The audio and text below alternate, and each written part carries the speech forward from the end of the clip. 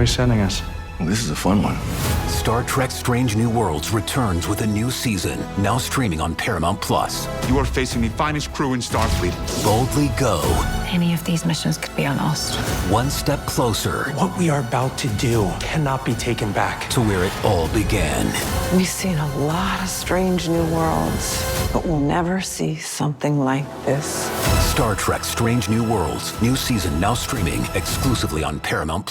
Hi, Ryan Reynolds here for Mint Mobile. Are you looking for a beach read this summer? May I suggest your big wireless bill? It's got suspense, mystery, a slightly flat emotional arc, and a shocking twist where you realize you've been overpaying the entire time. Fortunately, though, Mint's story is better. Every plan, $15 a month, even unlimited. That's it. Happy ending, zero tears. Give it a try at mintmobile.com/save. Upfront payment of $45 for 3 months, $90 for 6 months, or $180 for 12-month plan required. $15 per month equivalent. Taxes and fees extra. Initial plan term only. Greater than 50 gigabytes may slow when network is busy. See terms. Hey there, buddy. Don't forget, there's plenty of Last Podcast Network merch available over on lastpodcastmerch.com. We got shirts for all of your favorite shows like Wizard and the Bruiser and Page 7 and No Dogs in Space, and of course, plenty of stuff for Last Podcast on the Left. Go to lastpodcastmerch.com. Thank you. There's no place to escape to. This is the Last Podcast. On the left. That's when the cannibalism started. What was that?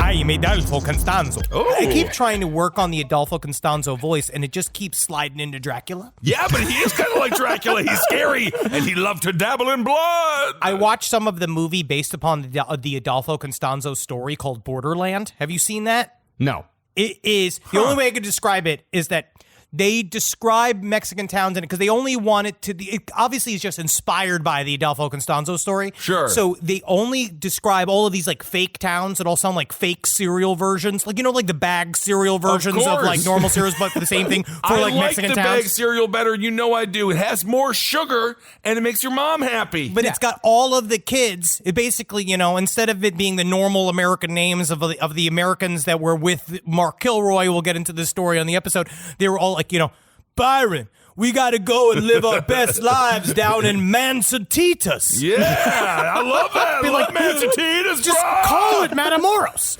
You don't have to make up a name. They're like, it's just all big. We got to go down to Gran Galito. That's the only place that Santeria is still legal. And it's just like, they say they go to the Santeria like area and it's just like one squirrel skeleton like on a crucifix. And you're like, this was so much worse in real life. There was a pot filled with human brains. Don't you put that in the movie?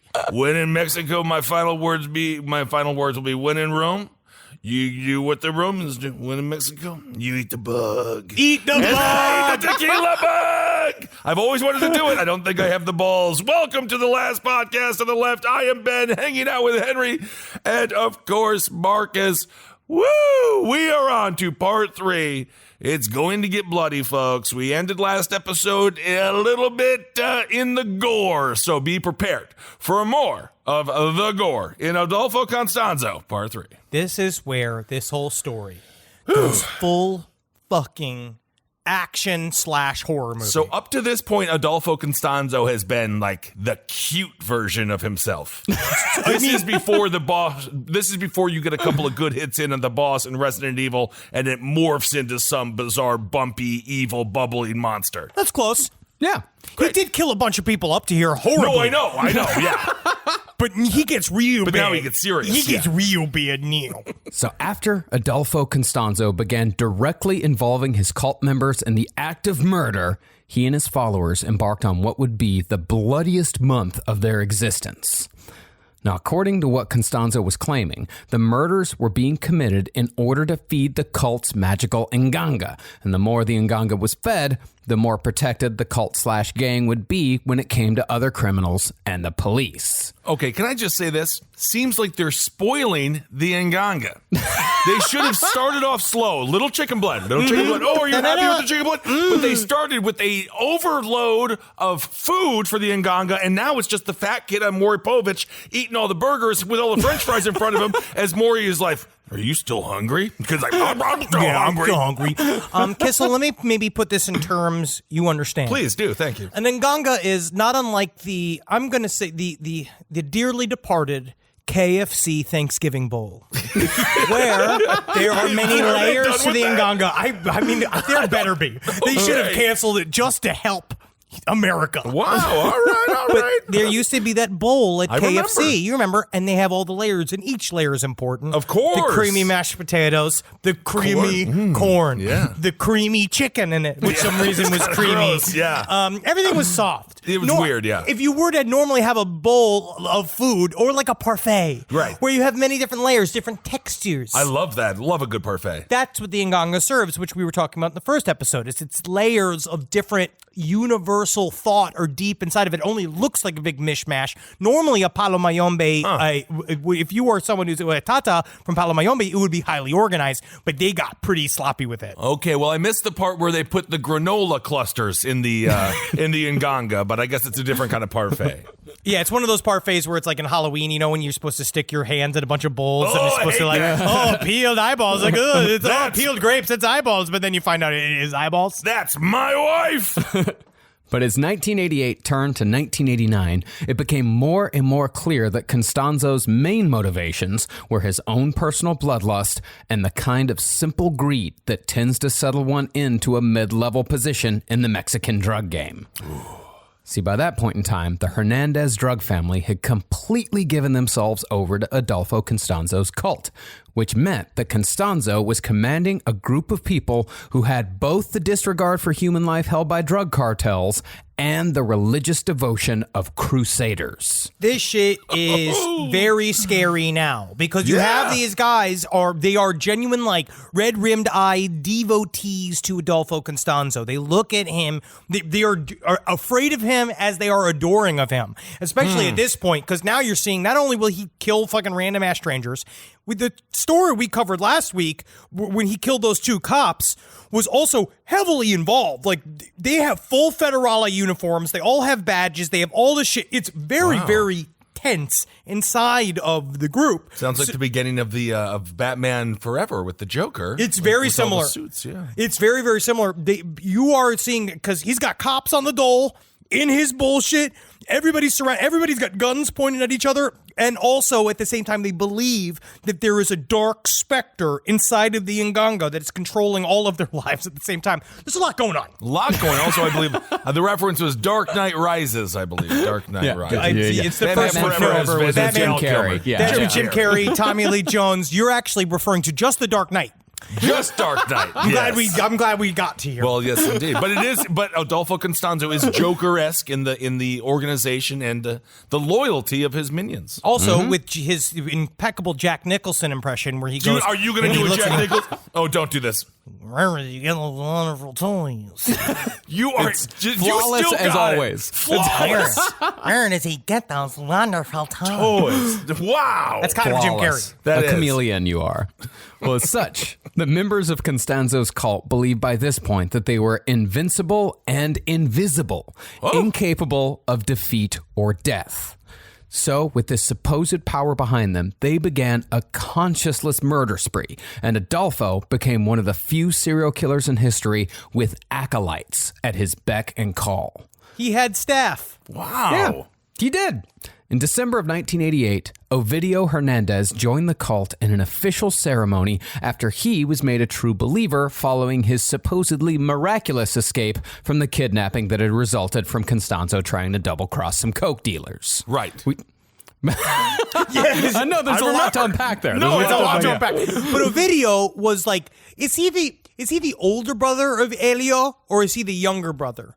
I believe he was a younger brother. Yeah. Well, Elio was the one in charge at any rate. And at this point, he's been slowly getting Elio into more of the serious side of cutting people's ears off and nipples off and fingers off. But Ovidio, at this point, has been Is there kind a of the lighthearted side of cutting people's nipples off and ears off and fingers off? Is there like a goofy time in that? Yeah, you cut the guy's ear off, and then when the guy's screaming, you go, and you hold up the ear to your own ear and go, I can't hear you, I can't hear you. That's what's funny, and everyone's laughing because they're scared. It's funny, though. But apparently, the cult had learned a thing or two from their past blooper, and they tried the double cross again in early 1989 with greater success.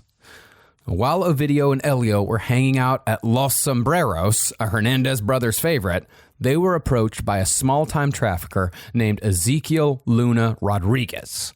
Rodriguez told him that his gang had just come into 1,700 pounds of weed. Woo! And if the Hernandez gang was interested, it could be theirs for $400,000. Now, what I love is this story in the book, if you read Buried Secrets, is they at this point have gained a bit of a reputation in the town where people come. They know that not only are they drug dealers, but also they do a lot of human sacrifice. And El Dubi has been in and out of Los Sombreros, and this is true because we know he killed somebody in Los Sombreros over a small-time deal, and he basically, there was a death warrant out for him no matter what. Now it's kind of, at this point, it's kind of cooled out, right? Okay. Yeah. But they all know that all this bullshit's going on. They're sitting drinking beers alone in the corner. This guy comes up. He's like, I've got 1,700 pounds of weed for you. It's like, we're going to, and I need your help to move it. And they're like, they just both like looked at him. They're like, I don't know, like, why would you come to us? How could we possibly help you? And he's like, we know that you are in the business. And you're like, and he's like, if we're in the business or not, who is to say, my friend, what business? There are many different types of businesses. Of course, in the there's taco many different, business who and the knows what kind of business we do. And shoes. He's like, but I also know that you guys commit human sacrifices to protect yourself from the Federales. And they said to both of them, there was like a moment of silence where they were both looking at their beers, and then they went, ridiculous. That is fun. That is absolutely ridiculous. Meanwhile, everyone's just staring at them, knowing for a fact, because El Dubi was in there for weeks showing people. He used to keep severed toes and fingers in his pockets. Guy. He's El Dubi. He used to go, and this is true, he used to go up to people in Los Sombreros and be like, hey, man, you want to check out some of these souvenirs? Yeah. I got it, man. This is real. He's like, you got to join us, dude, man. I mean, you want to see an ear? How about a fucking finger? I got them in my pocket, dude. Really? Take a look at it, bro. It's a straight fucking bonger, dude. All right, can I see that ear, please? Yeah, dude. Putting it up to my ear. Can't hear you. You're the fucking funniest. Man, I gotta say, for a long time, I underappreciated you as a friend. Yeah? Because I've been going through some heavy shit, dude. I've been fucking cutting these fingers off, and honestly, for me, it's been pretty heavy for me. I know it has, El Dubi. And you show me the lighter side of all this shit? No problem, Dibs. Makes my fucking shit feel tighter than ever. You look tighter than ever, Doobie. Yeah, but guys, I got something to add here, though. Putting an ear up to someone else's ear, that doesn't make sense because ears don't talk. You'd have to put up the ear, a tongue to another person's ear. You sound like a fucking narc, dude. Get the Nganga. Get the Nganga ready. Get the Nganga. Oh That's my a new God, we have another GTM. human sacrifice here. So, eventually, Rodriguez convinced the guys to set up a meeting with Adolfo Constanzo, and it would be the last fucking thing he ever did. Huh. So when Adolfo inspected the weed, he informed Luna that this was subpar. Because I would imagine it's probably that seeds and stems dirt weed shit we used to get in Texas. That's you remember that shit that used to smell vaguely like gasoline? Well, we don't know because there's some people said that this was like a tactic that they used to get him all upset because actually, apparently, El Dubi smoked it. And he's like, I don't know what you guys are fucking talking about. This stuff's fucking killer. Doobie, you're an idiot. The terpenes in this shit, dude. It's got purple hairs on it, man. Well, when Adolfo said that this is shit weed, Rodriguez flipped out. And when Rodriguez was off his guard, Constanzo's cultists ambushed him and bound him with duct tape before snipping off his fingers one by one so he'd tell them where he was hiding the 1,700 pounds of weed. All right, well, definitely he got in over his head. Yep. I think that's safe to say. How do you snip off someone's fingers? Do they go the Darkman route where they do it with the cigar cutter? Remember that beginning of Darkman? I remember Darkman. Super trippy. No. Or do you go with the knife, or do you actually use scissors? They used tin snippers. Yeah. Like the little curved ones. Yeah. Yeah. These clippers. Oh. Well, to me, I don't understand. You don't have that to. Would fucking hurt, man. You're right. I don't think you have to go to all of these extents to make someone tell you where the weed is. I think most of the time you have to be like, here's 2 back fucking stage tickets to Alice Cooper, man. And you'd be like, oh, hell yeah, let's go find my bales, dude. Honestly, the guy should have just given him a time machine and been like 30 years from now in Colorado. That's where the weed is. These poor bastards all over frickin' shitty Nug. Yep. And even after this guy told them that the weed was hidden at a ranch 50 miles southeast of Matamoros, Constanzo cut off 2 more fingers and a nipple for even daring to keep the truth from him in the first place. Honestly, I'm not victim blaming. Obviously, this person didn't deserve anything.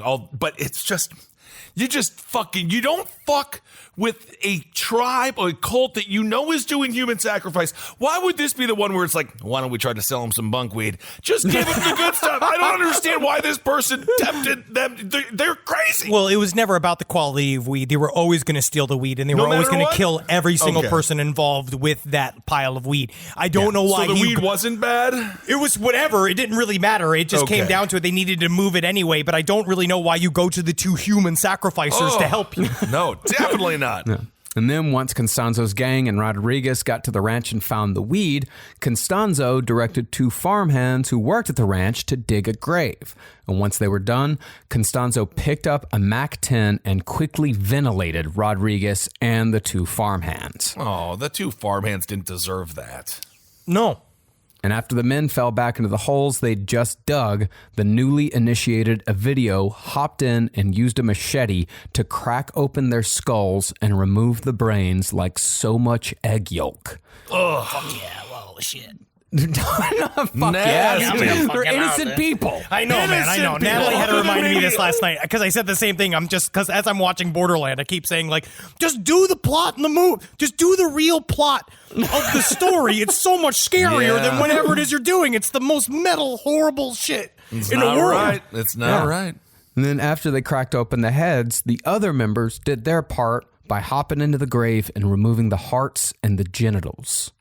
And once the cult got back to Rancho Santa Elena, the gore was dumped into the Nganga hidden in the ritual shed, which pleased Cuddy and Pimbe, or at least that's what Constanzo said. Plus, they got 1,700 pounds of that weed. They got the weed. That's great. Okay, they got the weed. I mean, it's not great. Again, none of this is good. Like, roll that shit, light that shit, smoke that shit. If you're the cult, though, this is a pretty good. This is a good day to be a serial killing, cannibalistic, feeding. They're not of cannibals. They're not cannibals. They're not I'm cannibals. sorry, but disgusting. Human Who are you, sacrifice. Geraldo? We'll get into that I later. don't know. I'm just saying, if you're in this the cult, cannibals of Matamoros. I'm not saying that's where you draw the line. Also, you know, somebody put their finger in the Nganga and drunk it and took a little taste when they were all hammered. They did a little challenge. El Doobie did it for a laugh. You know that Doobie's a happened. funny guy. But 9 days after that murder, Constanzo decided more blood was needed. But this time, he wanted one of his followers to do the deed. He declared that it would be Elio, the head of the Hernandez gang, who would hold the machete that time. So Constanzo, Elio, and another cultist went to a cafe in Matamoros to find a victim that had absolutely nothing to do with the drug trade. They walked up to a random patron at Los Sombreros, stuck a gun in his ribs, and forced him into their car. But when the abductee panicked and started screaming, Elio shot him in the head, which of course made Constanzo furious. He said that the planned sacrifice was now ruined and they'd have to find someone else. I mean, honestly, if you've ever seen my sister get mad about ruined mashed potatoes, you can imagine just how upset Adolfo Constanzo would be if you ruined the sacrifice. So what, he's upset because there's a bullet in the head, in the brain? Well, you ruined it. You didn't get the juice from it. Yeah, he ruined it because the person was killed without a ritual. He was just unceremoniously shot in the head in the backseat of a car because he was screaming. Okay. Well, tragically, the person who replaced that sacrifice was 14-year-old Jose Garcia Luna. Luna was walking down the highway near Rancho Santa Elena when a truck full of cultists pulled in front of him, and before he could say a word, they covered his head in a sack and took him to the shed. Now, by this point, Adolfo had worked Elio into a bloodthirsty frenzy because the first solo sacrifice is a pretty big deal in the life of a murder cultist. It's like a bar mitzvah. Right. So, when Jose was brought into the shed with the sack over his face, Elio showed no hesitation. The moment the sack was pulled off, Elio took the machete he was holding and swung. He was supposed to take off the top of the skull, but he aimed too low and ended up decapitating the victim instead. But Elio hadn't really gotten a good look at his victim before striking the fatal blow. When he did look down at the decapitated head on the floor, he saw that the boy he'd killed was very recognizably his 14-year-old cousin. Oh my God. It's similar to the movie Looper. Bag over the head, you got to kill him, and then you realize it's a relative, or in Looper's case, it's actually you from the future. This is very scary. I mean, he really would have flipped out if it was him from the past. Well, because then he but disappeared. it kind of is, isn't it? If he chopped up his own boy head, and then he looked in the mirror, and then he disappeared, then you'd be like, oh, what's even happening here? Absolutely. It's a real Back to the Future moment. Mm-hmm. Now, we don't know if Constanzo directed the cultists to find a family member as a way to punish Elio, or if it was all just a coincidence. But after Elio realized what he'd done, Adolfo picked up where Elio had left off. He gathered the head, struck it with a machete, and scooped out the brain so he could feed the Inganga. He then instructed his cultists to pick up the headless body and drain what blood hadn't already been spilt on the floor into the cauldron. Then Adolfo ordered Elio to cut open the chest and remove the heart and lungs. He did it specifically because Adolfo Constanzo, because Elio was beside himself. He was crying and shit, and he's just like, my friend, as soon as you cut the heart out, you will feel so much better. And so he went and cut out the heart himself. Did he feel any better? He said, yes, yeah, actually, I do feel better. Jeez, okay. Yeah. Now, after this murder, Constanzo told his followers that they'd built up enough magical power to protect them for a while. Oh, good. And, you done enough for a bit. Okay, good, yeah. This is where Adolfo Constanzo is clearly a serial killer with a team versus a cult than anything, because he does have cooldown periods for a time. So he says, in my mind, he keeps talking about these ideas that, we've built up magical cred, we've got it. But there are times when he decided it's not enough, and there are times when he just randomly kills people too. This story is him. He gets what he wants, like a serial killer does, and he has his rush. He feels it. And then he's like, I'm satiated for a while. And he is attaching that to the powers of the Inganga, saying like the Inganga is satisfied. Meanwhile, he's just going into his very traditional serial killer cooldown period. So you guys mentioned that he's a serial killer a few times. Can you imagine any other serial killer like Berkowitz trying to lead a cult? I know there were some cult ties to Berkowitz, but can you imagine any of these other maniacs, these loners, these losers, attempting to be leaders? Ed Gein has a group of cronies. Like, how weird would how's that be? everybody doing today? Welcome to the upholstery meeting. Yeah. And so you got a couple of nipples here. These are fun, aren't they? And everyone's just been like, yeah. That's not a cult. That's Ed Gein running a craft group. Yeah. Hey, Mom. My mom has been in some craft groups that are just Very a step culty. below Scientology. Absolutely. Well, the thing is that, reality was matching Adolfo Constanzo's claims that they had built up magical protection. Nobody was looking for Jose. Although one could argue that it was kind of pointless to kill someone for a ritual if the whole point of the ritual was to keep people from discovering you killed someone. I don't know. A lot of the logic is flawed with these sacrifice cults, these human sacrifice cults. Sometimes there's a leap in a jump to conclusions. Yes, they try to jump, and what was it? You try to make it to the moon, you shoot for the moon, but if not, you end up in the stars. But you actually end up in the Inganga. In the Inganga. Not good. But it wasn't the magic that was keeping the cops from searching for Jose.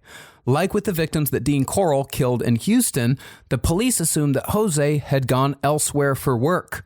They thought he probably crossed the border, went to Texas, and he's never going to come back, so why fucking look for him? You know what this story doesn't have that Dean Coral story had?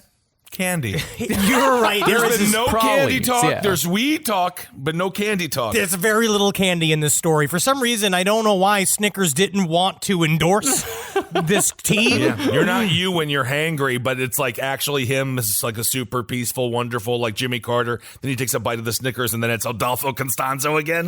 That's Isn't scary. that nice? Yeah, sometimes people always say, oh, you must be hangry, have a Snickers. But sometimes when you have a lot of Snickers and peanuts inside of you, you can do bad things too. Yeah, because you have protein to fuel you. Exactly. Well, to the cult, this lack of investigation was proof that their rituals had power. Instead of the truth, which was that it was just proof of the kind of laziness that seems to be inherent in most human institutions.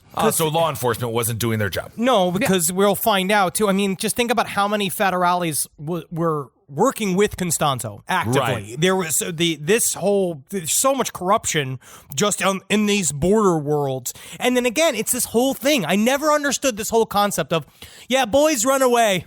Yeah, they just run away. Being like, I don't know. As a boy, I was scared of the outside. I think a lot of kids want to run away. I mean, they want to run away. They want to run away. I don't know if they ever do, but a lot of people, I'm sure. Has there ever actually been a story of a runaway going to Hollywood and making it big? Joaquin Axl Phoenix. Rose. Okay, 2 stories right there. Boom. Kids, they run away. Kids run away. Well, regardless, though, Constanzo told his cult that as long as the magical shield of blood was in place, bullets couldn't pierce the cult. And to the eyes of the cops, the cult would be invisible, even if the cops came right to Rancho Santa Elena.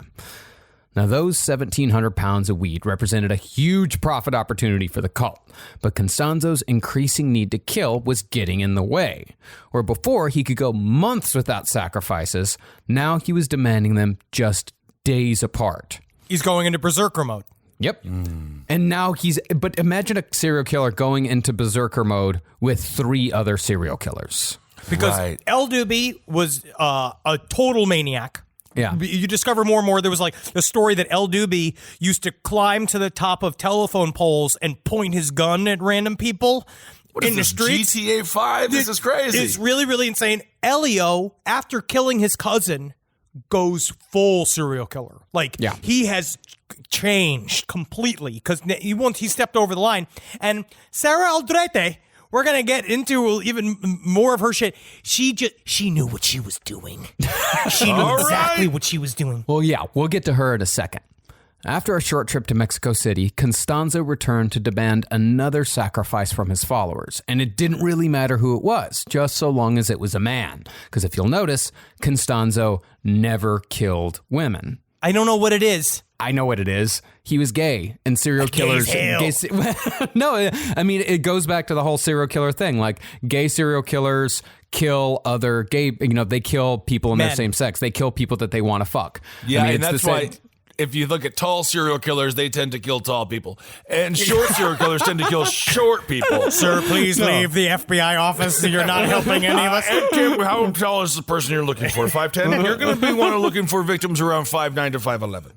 Yeah, Jeffrey Dahmer only killed men. Ted Bundy only killed women. But also in Borderland, it showed the guy that was the fake Adolfo Constanzo, a guy named Santanaya. He was he had 2 naked women at all time, and he was sucking on their tits and all this kind of shit. But in my mind, I was just man, why is this to me so much scarier that this stuff was gay as all get out? The fact that it was just this clan of gay brujerios all just killing people. I don't know what it is. It's something about it being it makes your shoulders shake. It makes your hips go. I'm happy you're exploring you could conceivably be killed and raped by them. Oh. Yeah. Oh, no. There you go, buddy. And I would squeal and squeal and squeal and get so much good juice from the nganga. The other guy you described sounds like the living embodiment of Slash's Instagram. I love his Instagram. It's great. He loves boobs, that's for sure. So, in order to kill 2 birds with 1 stone, so to speak, Adolfo Constanzo and the cult chose a Mexican drug dealer as their next victim, a guy who had been caught selling cocaine on Hernandez turf in Matamoros. Oh. Tasked with the kidnapping was little Serafine Hernandez, David Valdez, a.k.a. The Flirt, and Sergio Salinas, a.k.a. El Mariposa. That's me. I'm the butterfly, yeah. Oh, very nice. Yeah, they call me that because of I got back flaps. Oh, cool. And soon enough, they'd found the dealer and brought him to the ranch where each cult member participated in the ritual. Each one took turns slicing and beating the dealer before Constanzo raped him. But the problem Constanzo had was that the dealer did not scream. In fact, he remained completely silent the entire time, even after Constanzo started skinning him alive. Oh my God. This shit is out of control. They said they had him in the room and he is not reacting at all. They are doing everything in their damnness to get a fucking reaction from him, snipping parts of him off. And then he starts he's literally skinning him alive and he's not making any noise. I would give them everything they want if they wanted me to scream.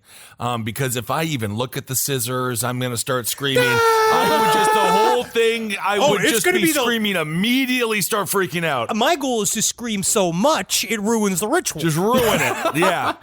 Well, to Constanzo, the quote-unquote ritual wouldn't work unless the victim screamed, that the Nkisi living in the Nganga wouldn't be satisfied without terror, and the cult's magical protection would ipso facto fade. Oh my goodness. But looked at from a different perspective, Constanzo couldn't get off on a murder unless he was causing active pain and fear, because it seems like a big motivator for doing these rituals was that Constanzo was actively making nightmares come true. He wanted to make it as scary as possible. Oh, no. Definitely worked. Definitely worked. He projects it out. And we talk about serial killer homes quite a bit on the show. Like, we talk about, their domiciles. That, yeah. No, but I mean, like, we talk about how serial killers will exteriorize their inner bullshit with their homes and how they live their lives. Like, Ed Gein, whole house is a nightmare except for his mother's room, which is perfectly pristine. Jeffrey Dahmer living in a world of shit, creating the altar to, like, which is actually, if you look at it, Jeffrey Dahmer was trying to live the life that Adolfo Constanzo was doing. Very similar in terms of like ritualistic, very intense personal sexual murder. It's almost creepier with a Midwest accent. Just, it is. Oh, you gotta take the heart out. You cut the brain, you shot the brain? But is that just You shot the brain, now we can't use the brain for the ritual. Is this just our xenophobia, though? Where we're like, it's for Adolfo Constanzo, you're like, man, he's just fucking, I guess he was real scary in the drug trade. It definitely sounds cool in a smooth Spanish accent. Oh, you took the frickin', you frickin' took the brain? You know, the problem with boiling all these different types of dicks at once is that some cook at different temperatures, and then I got some of them burned to the bottom of the pot, and I went and I shouldn't have used my Le Creuset. Not for this. This is too good. Still sounds kind of like a good Midwestern guy to me. So as soon as the drug dealer died as a result of the torture, Constanzo, full of frustration, turned to his followers and gave them a command.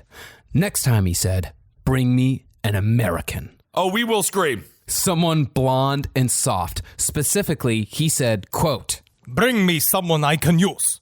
Someone who will scream."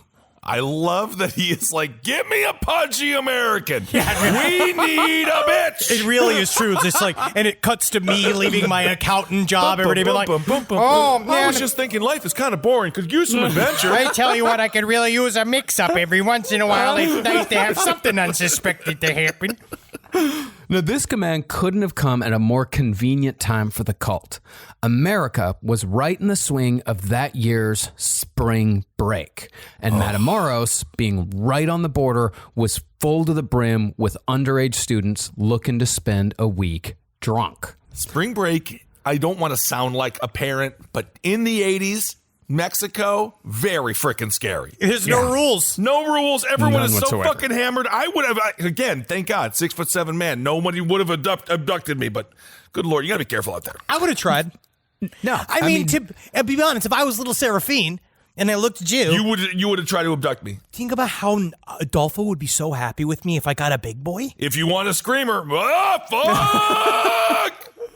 No, I mean, this story right here, like we went to, for our senior trip, we went to South Padre Island, that's right South Texas. They told us that if we went to Matamoros, we would not graduate from high school.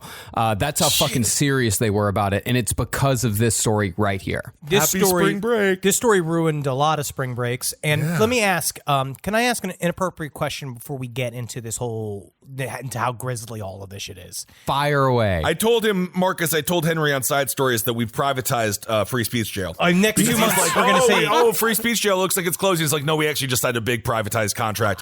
So the prison's actually bigger than ever. There was a work release program that I was supposed to go, and a part of it was that because I've shown good behavior, I'm supposed to go do this. I'm supposed to oil up the Swedish bikini team as a part of my work release program. That's right, yes.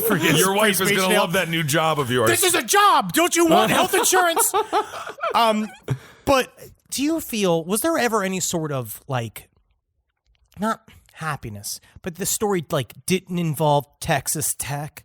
That because it didn't involve Texas Tech, it involved University of Texas. But because of how, because get your guns up. Your intense, almost, I'm not going to say hatred. Ignorant, but the hatred all of the colleges have for each other within Texas. Did this kind of fall along Texas University party lines? Of course not, you fucking psychopath. No. I am saying it's a social experiment. That does not belong, and that does not send him to free speech jail. He's just asking questions. I'm just asking questions. You are allowed to ask questions. Curiosity is not illegal yet. No, not yet. Well, one of those students was Mark Kilroy, a 21-year-old attending the University of Texas. He'd gone to Matamoros with a couple of buddies and spent a fair amount of time drinking, incidentally, at Los Sombreros, which was the favorite hangout of the Hernandez brothers, and also the place where fucking El Doobie had already killed a guy. And that's insane that they're going down to spring break and just going into these fucking bars where murderers are hanging out. Yeah. Because at the time, you are on spring break. So you think everybody's on spring break. I think that you show up to these bars and you think everyone's here for a good time. And the people serving you drinks, they love that you're there. And the people that run the restaurant, they love that you're there. Even though, I mean, they do love that you're there. They need your money. They're very thankful for your money. But at the same time, they also need your heart and your brain for a human sacrifice, which is not good. But you know, you might as well ask the same thing about the American workforce. They need your heart and your brain. Well, that is freaking true. 40-hour work week. A little too long, if you ask me. I agree. But that wasn't where the shit went down. Eventually, Mark and his friends made their way to a place called Hard Rock Cafe. But not the Hard Rock Cafe. It was originally called London Pub, but during spring break, they changed the name to Hard Rock Cafe to bring in all the drunk tourists. Well, they must have noticed immediately it wasn't a real Hard Rock Cafe because there was no rock stars there. You know, like Eddie Van Halen. Slash is always there. Slash wasn't there. He's always hanging out. You ever seen him at the university, the Universal City Walk? Yeah, of course. Just hanging out at Hard Rock. That's where they hang out. He loves it. But honestly, what would I give for a Hard Rock Cafe Matamoros shirt? That'd be dope. Yeah, I survived. Great. Good for you. This podcast is brought to you by Squarespace. Squarespace is an all-in-one website platform that helps you stand out online. Yes, that's right. You don't have to smash your face with a hammer. You can just start a business. It's got everything you need on Squarespace, from securing your domain to building a professional site and showcasing your work all in one place. Let's say you want to show everybody how you can carve your ribs out of your lower abdomen so that you look more like a Ken doll. That's amazing. You can bring your vision to life with AI-powered design or curated templates, plus flexible editing tools that helps you create something that truly reflects your style, especially if you are somebody that is trying to corrupt the young men of America. That's what Squarespace is really going to help you. Squarespace makes it easy. It makes it easy for you to put all that together, and you just go to Squarespace and do it all. Thanks, Braden. Head to squarespace.com/left for a free trial. And when you're ready to launch, use offer code LEFT to save 10% off your first purchase of a website or domain. Call me a squirrel, 'cause I'm covered in acorns. That's right. So many people are focused on where their money is today. And Acorns is the financial wellness app that cares about where your money is going tomorrow. Let Acorns work for you. You put acorns in the ground and you're gonna get trees tomorrow. That's right, investments. And with the Acorns Potential Screen, you could find out what your money is capable of. I always do that. I'm like, I want to invest in something that I like. Let's say cheeseburgers. Okay? That's kind of hard to do. Acorns will help you find a cheeseburger that is right for you. So sign up now, and Acorns will boost your new account with a $5 bonus investment. Wow! Join the over 14 million all-time customers who have already saved and invested over $27 billion with Acorns. Head to acorns.com/left or download the Acorns app to get started. Paid non-client endorsement. Compensation provides incentive to positively promote Acorns. Tier 2 compensation provided. Potential subject to various factors such as customers' accounts, age, and investment settings. Does not include Acorns fees. Results do not predict or represent the performance of any Acorns portfolio. Investment results will vary. Investing involves risk. Acorns Advisors, LLC, an SEC registered investment advisor. View important disclosures at acorns.com/left. This is a paid ad by BetterHelp. You know, stigma shows up in a lot of different places. I know I had to explain to my handyman about the devil imagery in my home. I had to explain that in our home, El Diablo es bueno. And he reluctantly agreed. I think largely just because he was in my home and he was scared. But over time, he began to see, the devil can be my amigo. See, even in 2026, stigma can get in the way of a lot of things, right? My handyman almost didn't put up my floating media cabinet, right? You got to get support for your mental health.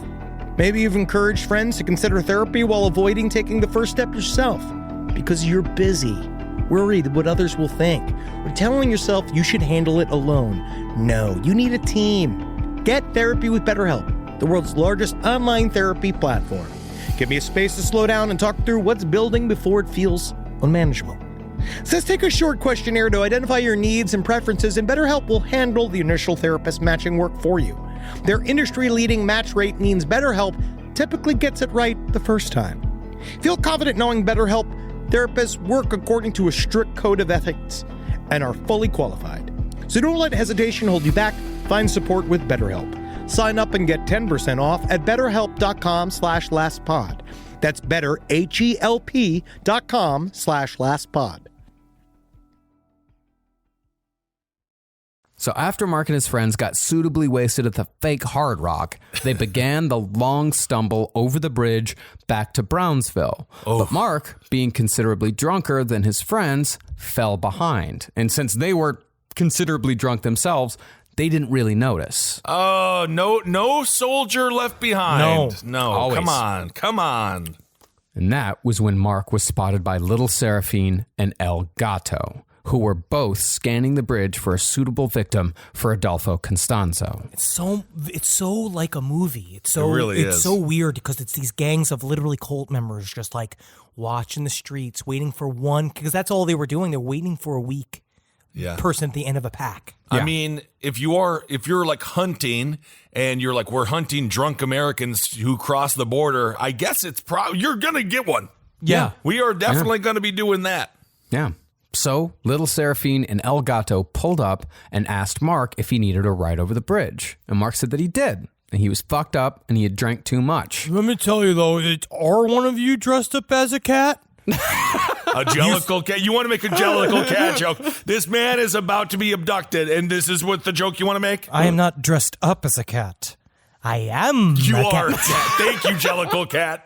Well, Mark Kilroy got in the truck, but when the abductors stopped at a bar called Sergeant Pepper's for a piss break before heading out of town, Kilroy finally felt that something was real fucking wrong. He got out of the truck and drunkenly ran toward the border, but unfortunately for him, El Mariposa and the Flirt were acting as backup. And when they yelled freeze at Mark Kilroy, he did as he was told. Why do I think of the Flirt dressed like one of the girls from White Christmas as they were singing with the nice flowers and all the feathers and stuff? Remember that? What are you talking about? White Christmas? You don't watch that with your mother? We can cut it out. It's just creepy. It's just like, you know, White Christmas? I feel like a fucking chill up my spine. Are you talking about the Bing Crosby movie? Yeah, just something about it's classic. You don't watch it with your mother all the time? No, I just see the opposite. I see you shirtless, sitting on your couch with just your basketball shorts on, drinking Jack Daniel's eggnog, watching White Christmas and singing along with and crying alone. My mom loved that movie. Of course I watched that, yeah. Well, the Flirt and El Mariposa identified themselves as police and told Mark Kilroy that he was under arrest for public drunkenness. And Mark, being the good, trusting American boy that he was, did what he was told by what he thought was an authority figure. Honestly, in the drunk mind of Mark, he has to be like, they are right. Well, no, they had badges. They had badges. They had the paperwork. They had what looked like, especially if you're bleary-eyed hammered. Yeah. Because how many times have you had that? Like, have you had a party busted up by a bunch of cops? And, I remember back in the day when people would just, like, scatter, like in college, where the cops would come and everyone would jump all the fences and run away. But this, like, you're caught dead to rights by a cop, ostensibly. In a foreign country. Yeah, and you just go like, what are you going to do? You'd be like, yeah, because you probably have heard the story how many times people have been picked up by public drunkenness. They get thrown in the drunk tank, and then they're there all night. So you kind of figure like, oh, fuck, I'm going to have to call my buddies in the morning. And so in some way, you're scared, but it's also this weird rite of passage where you got arrested on spring break, and he has no clue that it was a trap. Brutal. Yeah. He went back in little Seraphine's truck willingly and began the journey toward the ritual shed at Rancho Santa Elena. Once they were out of town, Mark was bound by duct tape. And once they arrived at the ranch, he waited because Adolfo was out of town and the cult couldn't very well start without him. So for a full day, Mark Kilroy sat in the bed of little Seraphine's truck, bound and gagged. The only person to show him kindness was the caretaker, Domingo Bustamante, who briefly removed the duct tape from Mark's mouth to feed him scrambled eggs out of pity. But he definitely wasn't going to save him because, again, he truly was only a ranch hand.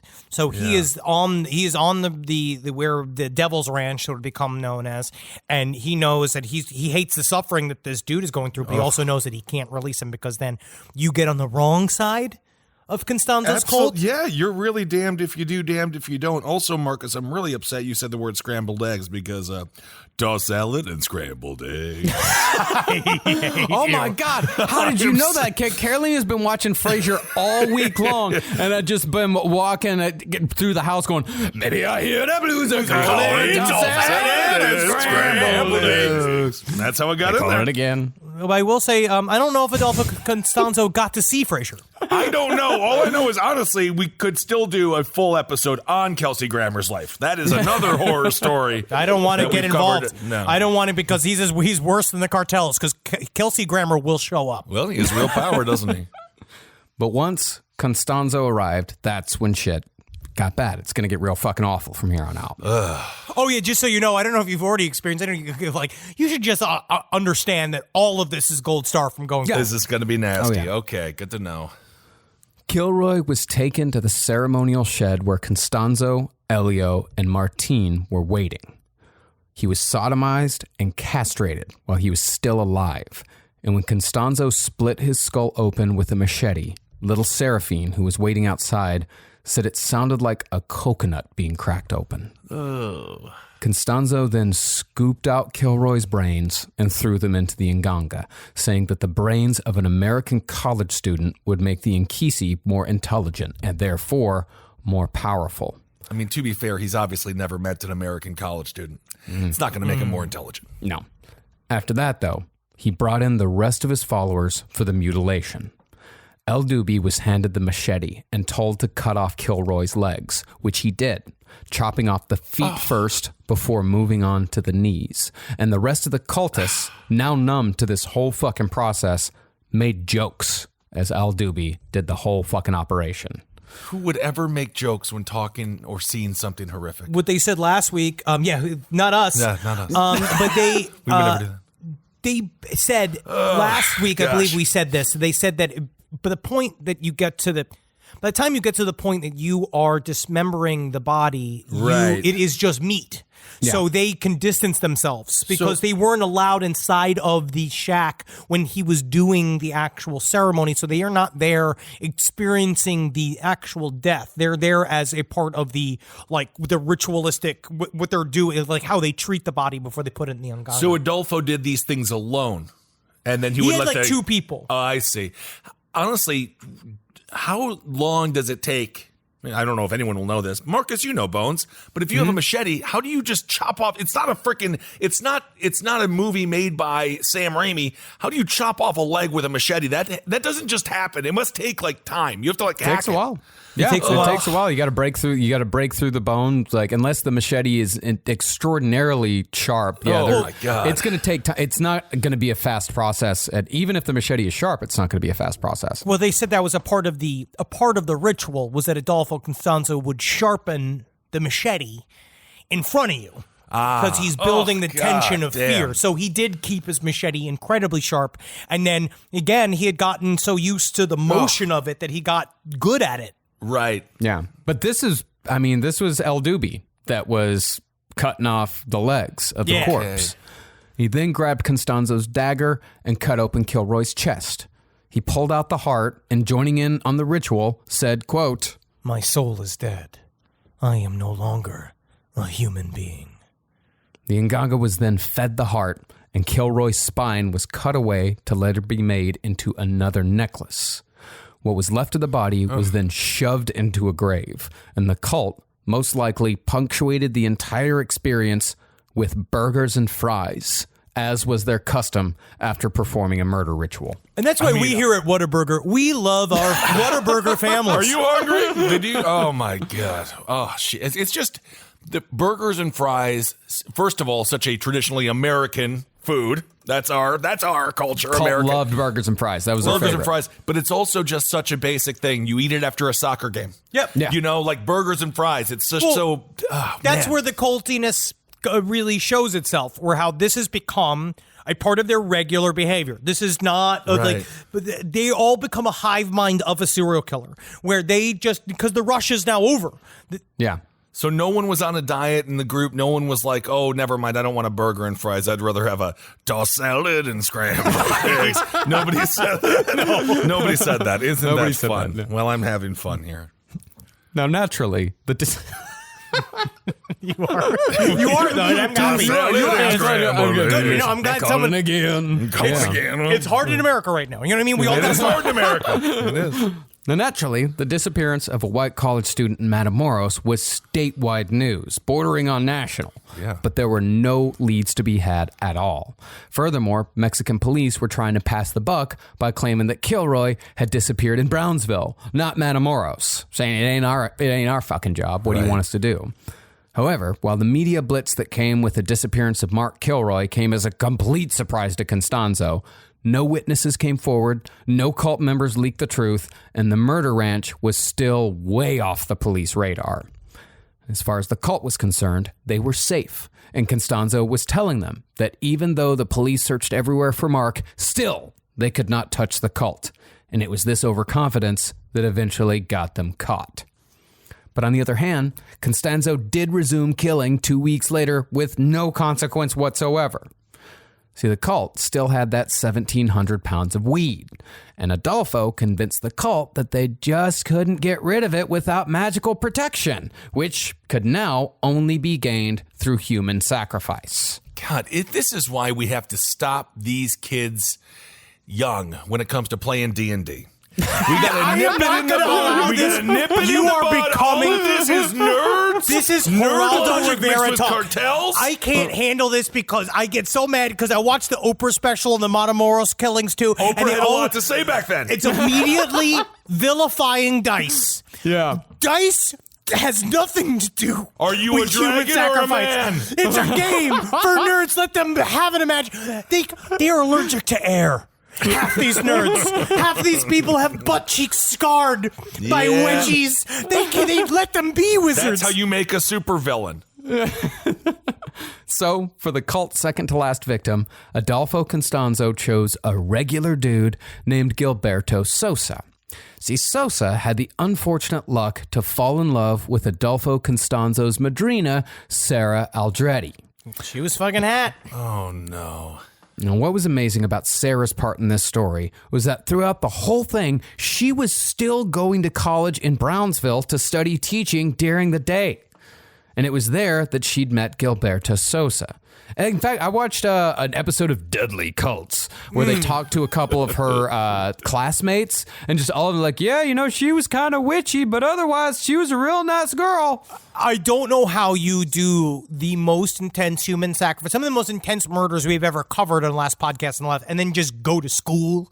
Like, I can kind of see you go into like I guess being going and being an Instagram influencer. Yeah, I can see like that working out. But I guess that's part of the power, right? The duality of it all. I'm just going to school to be a teacher, then cut to her at freaking midnight eating somebody's heart.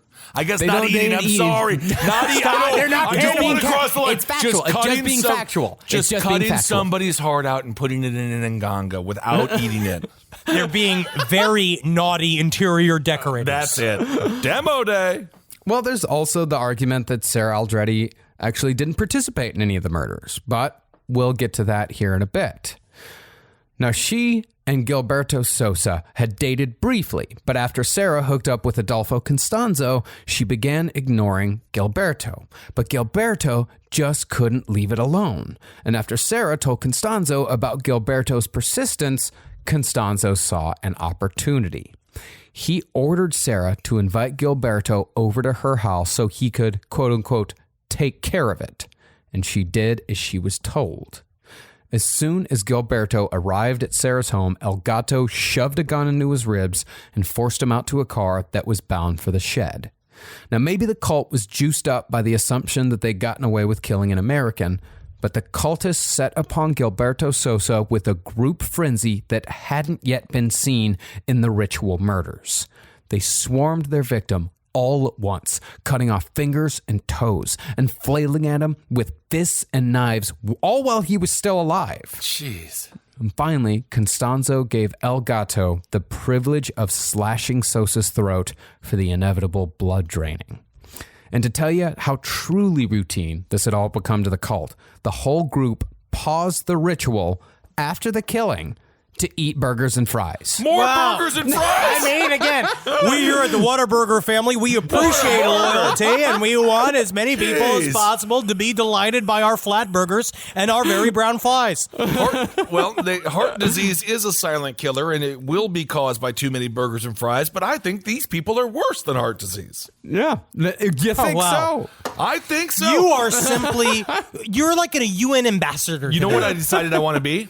Andy Rooney. What's the deal with license plates? I think that is that's almost inevitable for you. Yeah, I want it so bad. Why would anyone wear flip-flops? Who likes to make noise like they're a duck when they walk? You are going to be. I think you can't escape that fate.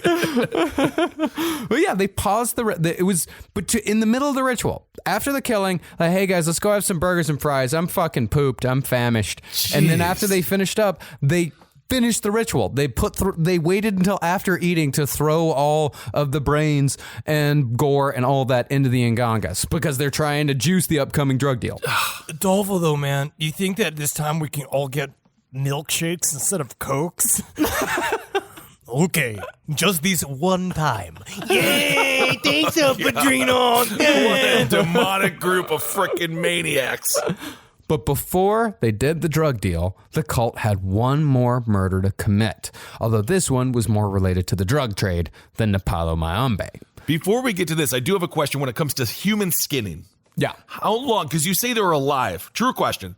How does that work? How long can you be skinned before your body is just like, tap out, dude, you gotta die? I have no idea. That is not a question. That is not information I have access to. Yeah, that's a horrible, grisly question. Well, I don't know, because it's horrifying, because all of this is just everyone. You're the one who asks the questions. I'm asking a question as well. Tossed down and scrambled eggs. Okay. But what I'm saying is, because you're doing all of this when they're alive. Yeah. I just do want to know. Maybe side stories, lpotl@gmail.com. I'm not sure how anyone would know that answer. Because honestly, I'm really afraid if you do have the answer, because it means you might have done it. No, you could all, My educated guess is that someone would probably go into shock long before they bled to death if you're skinning them alive.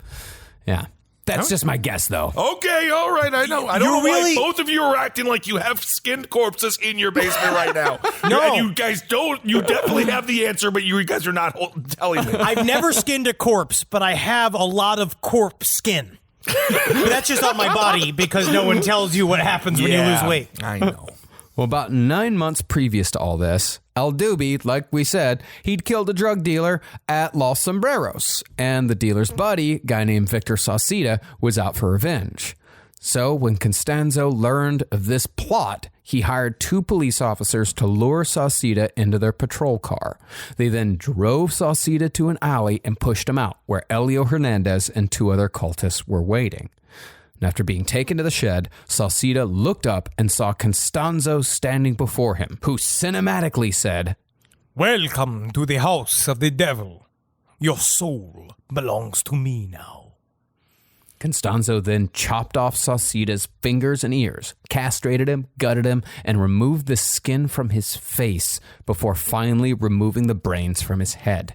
And after his body was found, the autopsy, in what sounds like a cheeky simplification, listed the cause of death as, quote, an absence of brain. This man has senator syndrome. Wow, you are the funniest corner of all time. Call the capital steps. Henry has an application waiting. I'll kill each one of them. I'll kill each one of them with a guillotine if I was given the opportunity. There you go. Wow.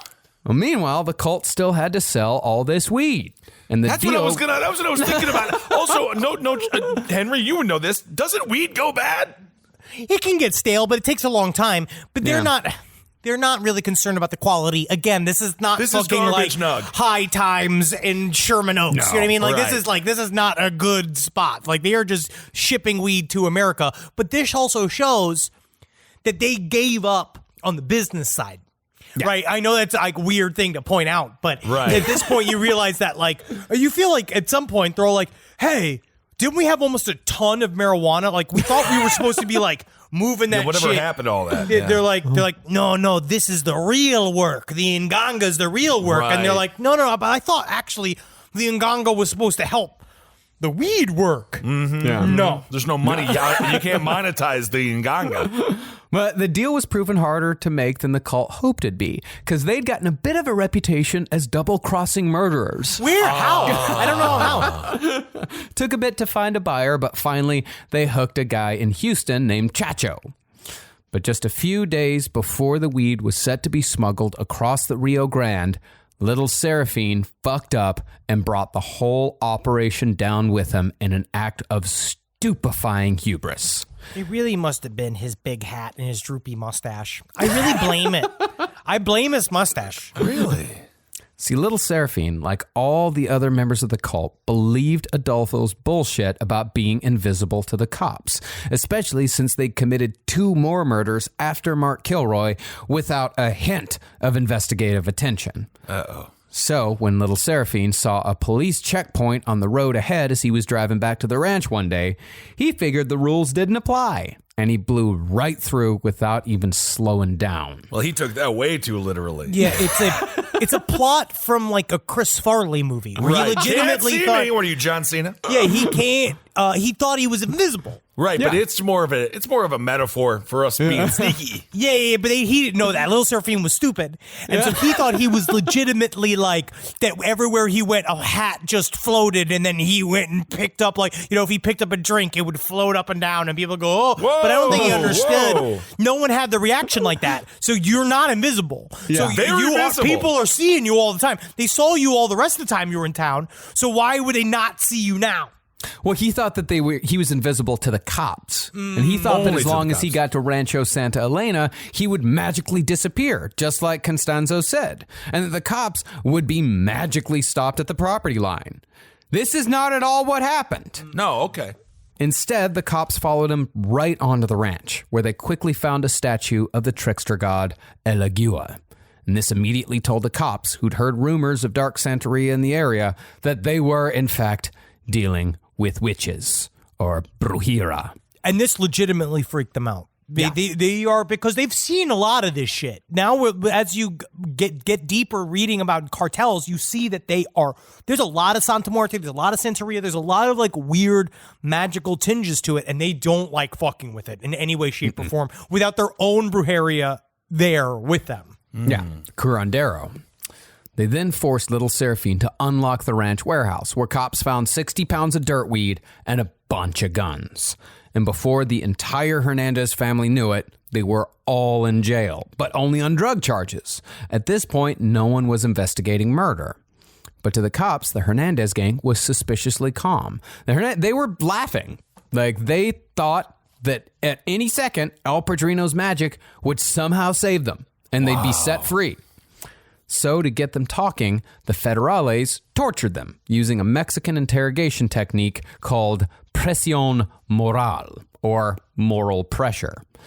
Using a mixture of soda water and Tabasco, the cops shook up the bottle and sprayed the concoction up the noses of the Hernandez brothers, causing searing pain and a sensation of drowning. It's spicy waterboarding. Yeah, that is nasty. Woo!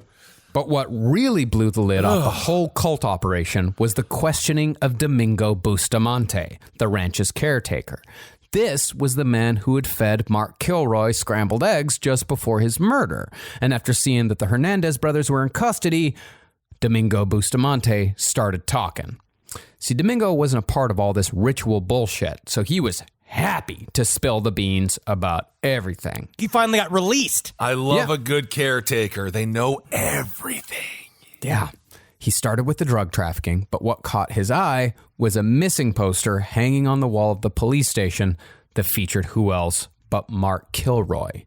Domingo casually mentioned that he knew the boy, that he'd fed him eggs, and that Domingo knew that he'd been murdered. And after that, it was all downhill for Adolfo Constanzo's cult. Little Seraphine's so fucking stupid. Well, I mean, honestly, thank God it has to end. Yes. Yeah. The first to be questioned was Little Seraphine, who sang like a bird about every detail. If you see him... Even if they can't see you, they can still hear you. Yeah, all of the footage that you'll see of someone speaking about, there's a little chubby guy with a mustache. That's Little Seraphine. And he told them everything.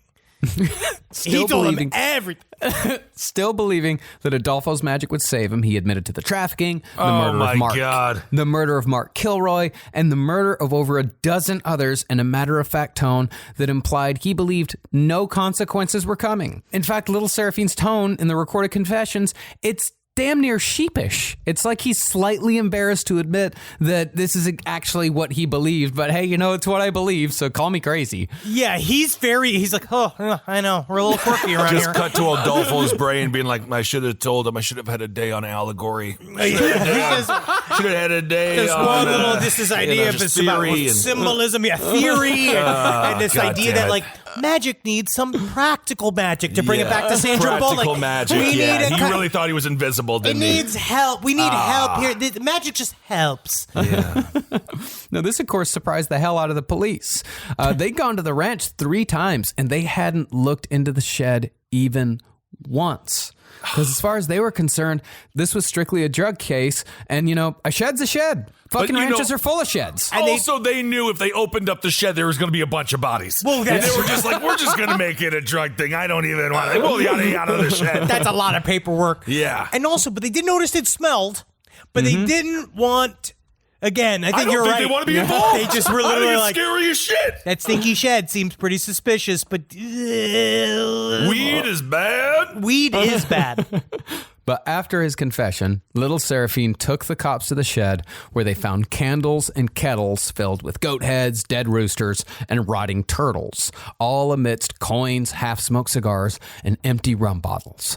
Cops looked up at the ceiling and found 2 wires twisted into loops that were used to suspend victims by their wrists, and looked down at the floor to see tools used to drain victims of their blood.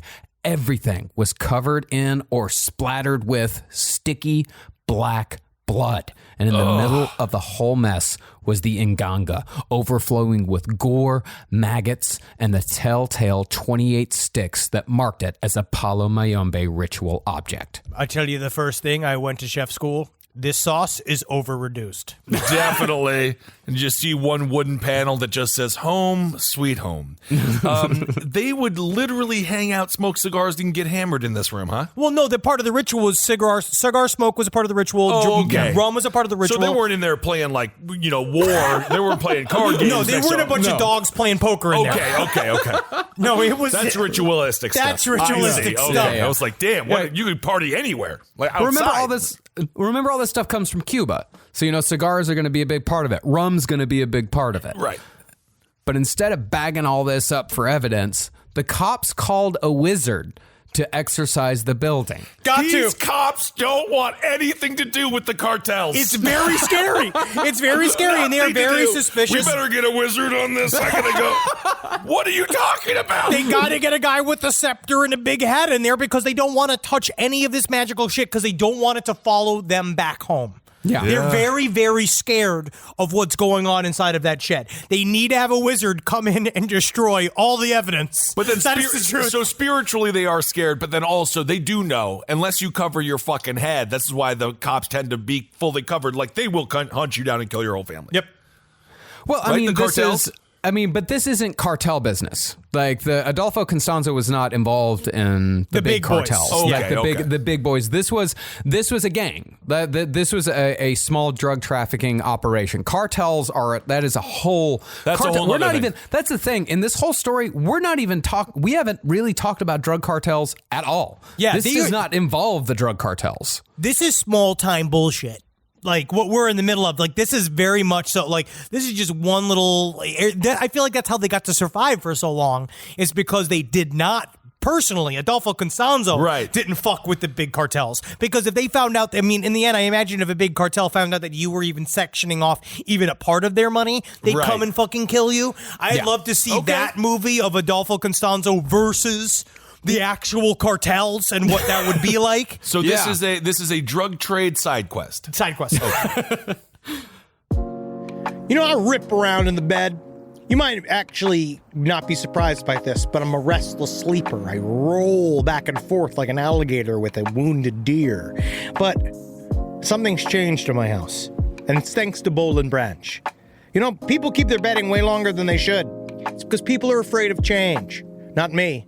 I burn my sheets once a week, but I don't need to because Boll and Branch's signature organic cotton sheets, pillows, blankets, and comforters are all designed to be breathable, incredibly soft. They get better over time. Start with the signature sheets. You're going to buy 2 sets so you can rotate them. Come on, you're going to want to. The moment you get into bed, you'll notice a difference. I know I did. I just got fresh from the bath. I was fully lotioned. And sliding into those sheets kind of felt like, to be honest, I felt like the luckiest pasta filling in the whole world.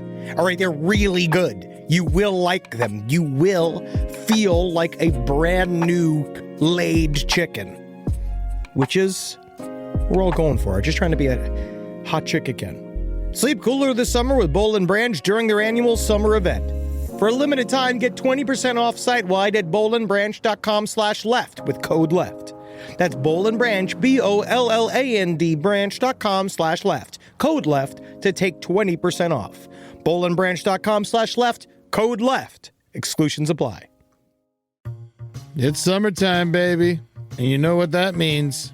You're going to go to Quince and you're going to get yourself some new clothes.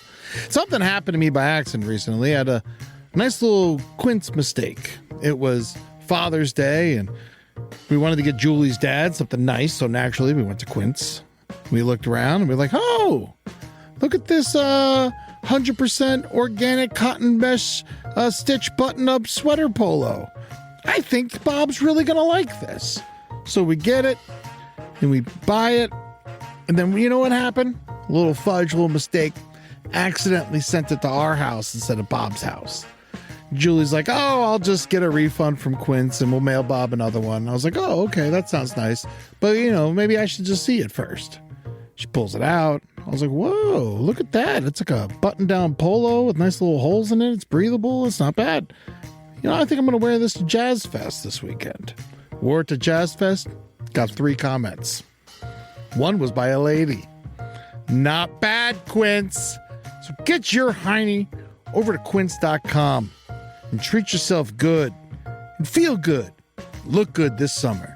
Make your summer wardrobe easier. Go to quince.com/last for free shipping on your order and 365-day returns. Now available in Canada too. It gets hot up there. That's QUINCE.com/last for free shipping and 365-day returns. Quince.com/last. Look like a prince in your Quince, you jerks. It's obvious we love true crime, but it does make us feel a little paranoid about what's out there. as it should. And that's why it's so important to get a home security system that gives you peace of mind. With SimpliSafe, you can stop crimes before they even start using their AI-powered cameras to identify threats on your property and alert US-based live agents to take action. Like arriving in a helicopter in the night, coming down from the helicopter, zipping down and breaking through the windows with their big axes, and going through the house, ripping through the walls, finding the criminals. It's easy to do. SimpliSafe has been a game changer for us. And the best part, there's no long-term contract. We've used it since the very early days of SimpliSafe here at LPN, and it keeps us safe, doesn't it? It keeps all of our thoughts inside the building. Then there's the ones we let out because they have to go out because that's a part of it. But SimpliSafe keeps the other thoughts safe. And for that, we say thank you, SimpliSafe. And we want you to experience the same peace of mind as we, which is why we've partnered with SimpliSafe to offer an exclusive discount to all of our listeners.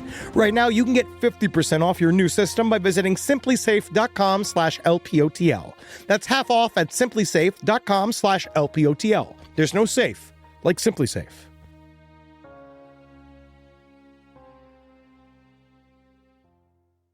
Well, this guy, this wizard, well, I mean, okay, curandero, that would be the proper name for him. Okay. He came in, he knocked over everything in the shed and broke anything breakable, all in an attempt to defeat the evil. You call in some places you'd call it evidence. Yeah, but he destroyed it. Yeah, he destroyed all of it. But what Here kind they of call it wizardry? an exorcism. But honestly, that's not wizardry. That's just I could do that. Well, then you gotta mumble shit while you're doing it the whole time. You need beads. Salad and scrambled. Yeah. They'd be like, this man, he loves this treasure. He is pure. Yeah. All right.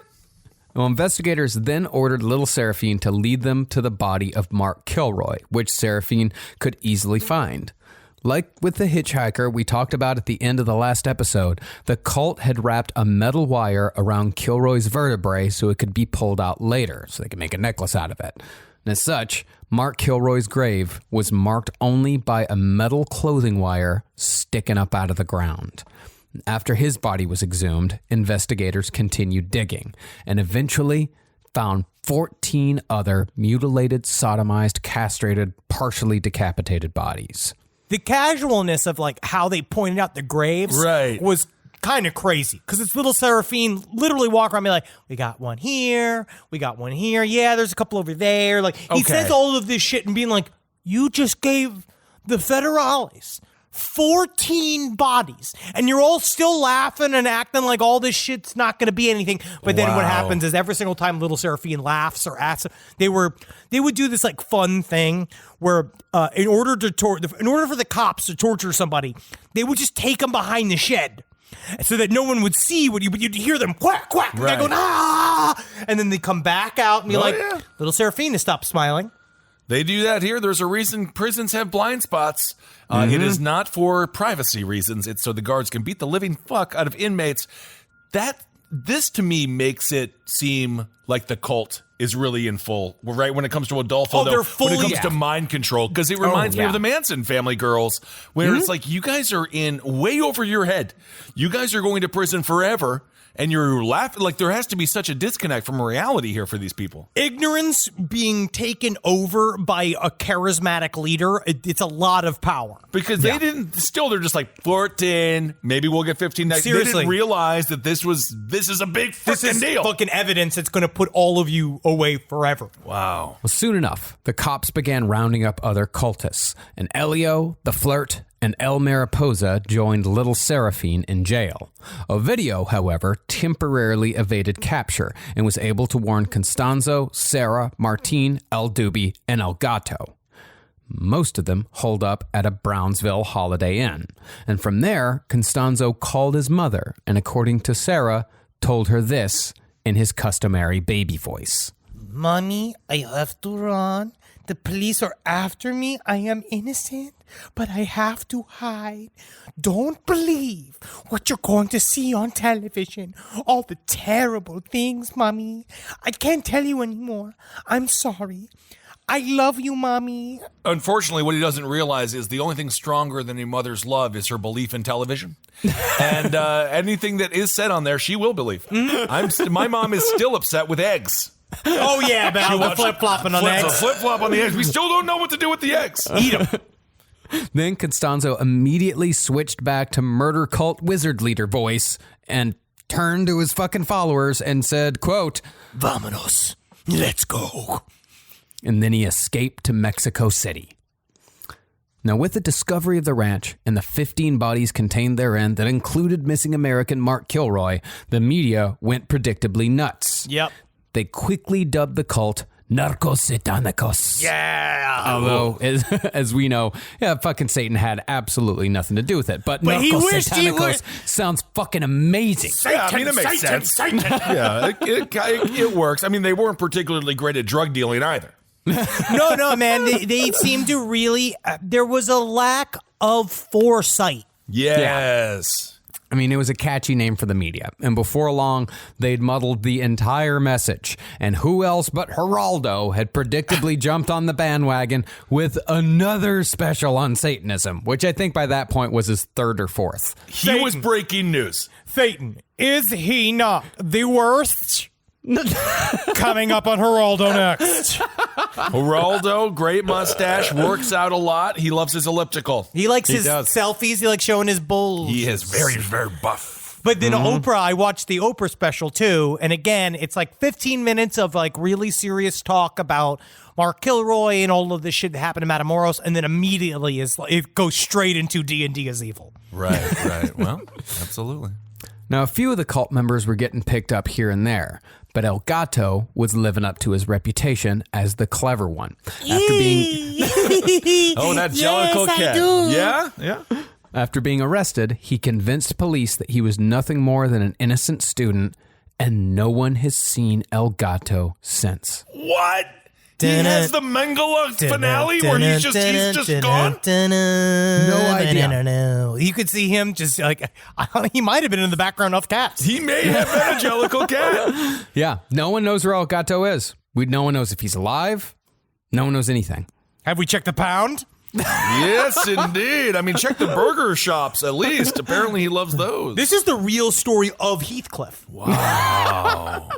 Meanwhile, Little Seraphine, Elio, the Flirt, and El Mariposa were behind bars having a laugh because they believed that they were all magically protected, and at any moment, something would happen to save them all.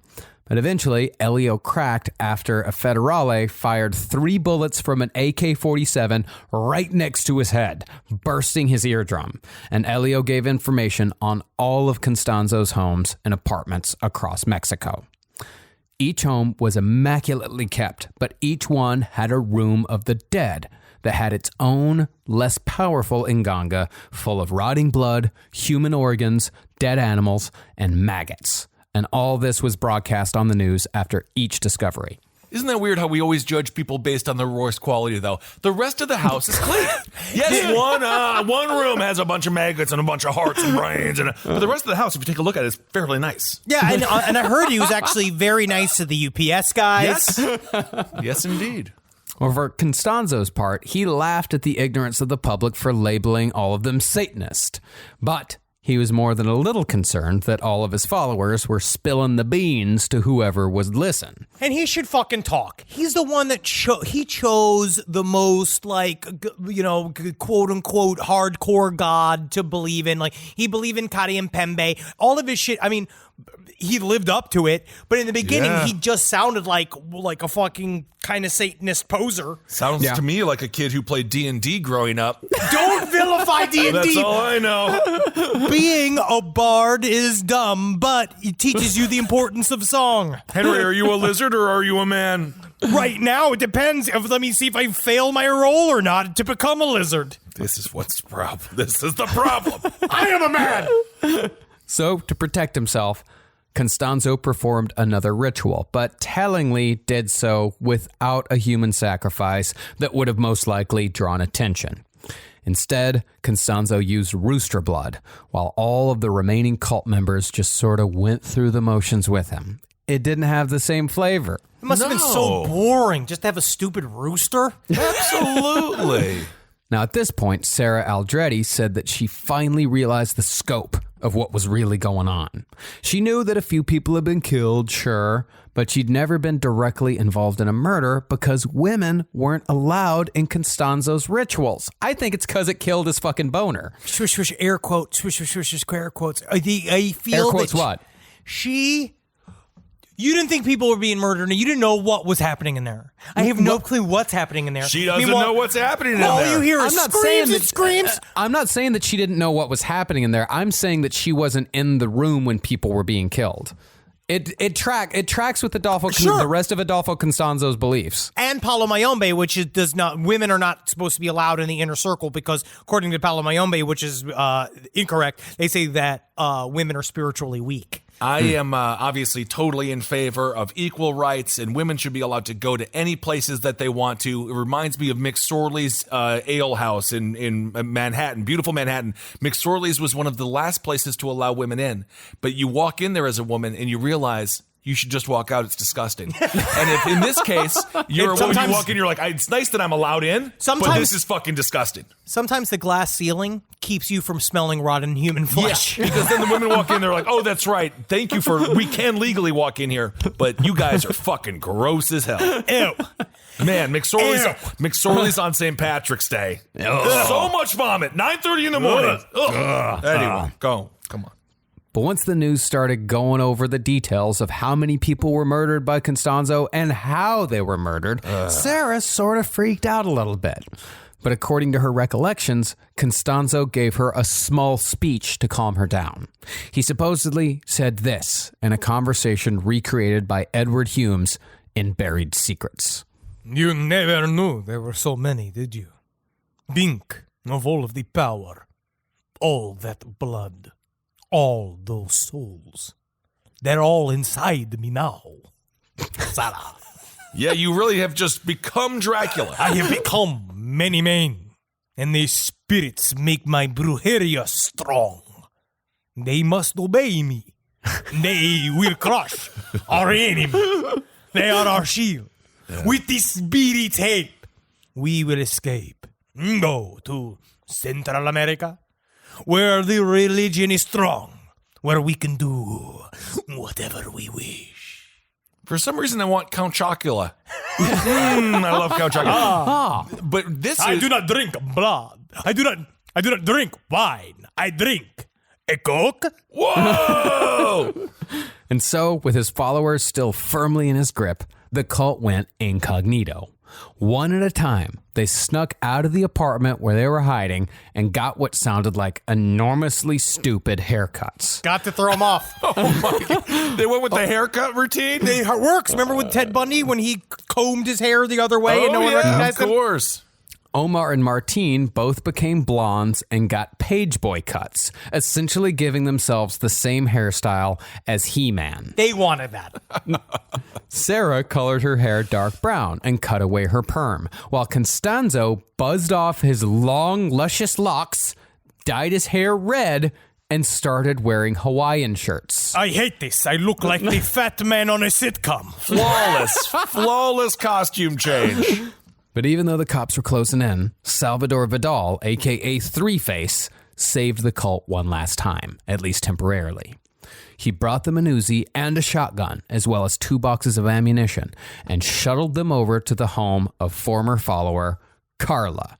Now, Carla, remember her, she was the model who'd had the change of head ceremony performed years back when Adolfo was still kind of fun. But now, Adolfo was telling Carla that if she didn't help the cult, he'd kill her and her 3 daughters. Even so, Carla asked if what the media was saying was true. And Adolfo said, quote, according to her, No, I only killed 4 of them for drugs. That's a lot. That's more than none. That's for damn sure. And since Sorry, I am still laughing. You are thinking about it. You are having fun. It's just 4, huh? Yes. Yes. Only 4, solo 4. That's a lot. That's a lot. That's you cannot even fill a Volkswagen with 4. Well, it depends, but yeah, that's a good point. And since Carla was terrified of both Adolfo and the police, just like everybody else in Mexico, she decided that a dangerous serial killer was the lesser of two evils, the safer option, and she let Constanzo stay. And now, as we said earlier, the press was having a field day with the story, and eventually the whole narrative managed to snare American serial killer Henry Lee Lucas. We got to him, finally. Thank God. I mean, they were able to find the snail trail from Otis Toole's dick dragging on the ground. Now, if you'll remember from our Henry Lee Lucas series, so long ago, about 6 years ago at this point. Jesus, was that 6 years ago? Yep. Oh, my God. Yeah, at least. Both Lucas and his partner Otis Toole claimed at one point that they'd gone on a murder spree involving hundreds of victims on behalf of a satanic cabal called the Hand of Death. Now, if you've never heard that episode, the Hand of Death was a forerunner to modern false conspiracies involving satanic cabals. It's pretty much like a proto-QAnon. And when a map drawn by Henry Lee Lucas pinpointing Matamoros as a Hand of Death hotspot surfaced, people went nuts. I mean, Matamoros didn't need Hand of Death. Matamoros had Adolfo Constanzo. Like, it was there. Yeah, but because, Hand of Death, it's complete and utter horseshit, just like all of those other fucking stories. Nothing came of it, mostly because Lucas drew his map in 1985, years before Constanzo even set foot in Matamoros. Good guess, though. Yeah. Meanwhile, Constanzo and his followers had left Carla's home and were shuffling from hotel to hotel on the outskirts of Mexico City, setting up makeshift altars and performing minor rituals at every place they stayed. Man, I could just see Adolfo Constanzo just so upset with his red hair and Hawaiian shirt, just like running around, just trying, like, it's like during the Addams Family movie when they are kicked out of the house and you just see Gomez sitting all frumpy inside of a hotel room. Just being like, I need a job. I need something to do. I had to go to the grocery store today. The best. Well, all this moving around made Adolfo extremely difficult to catch. So the FBI, tired of waiting on the federales, decided to flush out Adolfo by taking the magic route, although they approached it from a much more academic perspective. So this is where we hit the dark chocolate center of Last Podcast on the Left, where magic, serial killing, and all this shit all meet into this one area where they understood if you want to catch a witch, you have to catch a witch on a witch's terms. And so they're gonna suss them out, doing the only thing they know possible, which is you go right at the heart of what he finds the most sacred. This is 1989. It's like, this is shit that belongs in like 1457. It's so cool. Well, I mean, it's important. You got to have it. The FBI has a pretty big witch unit. They've had it for a while. Oh, is that what's happening on TikTok? Yeah. They're just baiting kids to become baby witches? Yes, indeed. Well, the FBI consulted with an anthropologist named Rafael Martinez, who immediately recognized that what they were dealing with here was not Satanism, but Palo Mayombe. Luckily, Martinez had a deep knowledge of the religion, and he knew that the disgusting cauldron still in Constanzo's ritual shed was the most important object in the world to the serial killer they were all trying to catch. Honestly, this is such a cool day for an anthropologist. He finally is useful. You can see him just be like, wait, right here. Goes to his bookshelf, slides the massive ladder. You're going to want, blows off the book. You're going to want to read this. I can't wait, because most of the time, people ignore me. This is a great day for an anthropologist. Finally, they've come, and they need your help. Oh, yeah. Well, this anthropologist, he worked at a university right on the border. So he was used to being consulted for this shit, with like Palo Mayombe. When somebody needed to know about magic, they would go to him. Fucking Geraldo called him every week. Oh, yeah. Geraldo, shut, like, leave me alone, Geraldo. I can't tell you. Be like, I can't tell you where they meet. Again, it's the Addams Family scene where he keeps calling Sally, Jesse, Raphael. We don't know where they meet. Well, furthermore, Martinez knew that eventually Constanzo would kill again to try and appease the spirits and retain some of his protection. So he said the only thing to do is to kill the Nganga. And they did so on camera. This is a big deal. Okay, so they got the Nganga, and this is the OG Nganga from the shed? This is the big one. Big Nganga. And was it still full of all the crap? I mean, I guess it's stained forever, right? Oh my God. No, it's still full of the fucking blood and guts and all the fucking. And there's like a big, there's like a dead cat in there. Oh my God. There's all the sticks. I can only imagine they have to kill it like the evil guy from Who Framed Roger Rabbit. Have to mention that movie where he dips him in the glue, or what was it called? Dip. The dip. Oh, and the shoe was so sad. So with television crew, well, the whole point of this is different. This is different. Well, the whole point of this is to drive Adolfo Constanzo crazy. The whole point is to show him, we have destroyed you, we have destroyed your power, and then, once they do that, the belief is going to fall away, he's going to act erratically, and they're going to find him. Get him panicked. Yeah. He'll make a move. Okay. Yeah. So with television crews present, Martinez and a curandero named Eleuterio doused the shed with gasoline and a 5-pound sack of salt. Then they burned the building to the ground.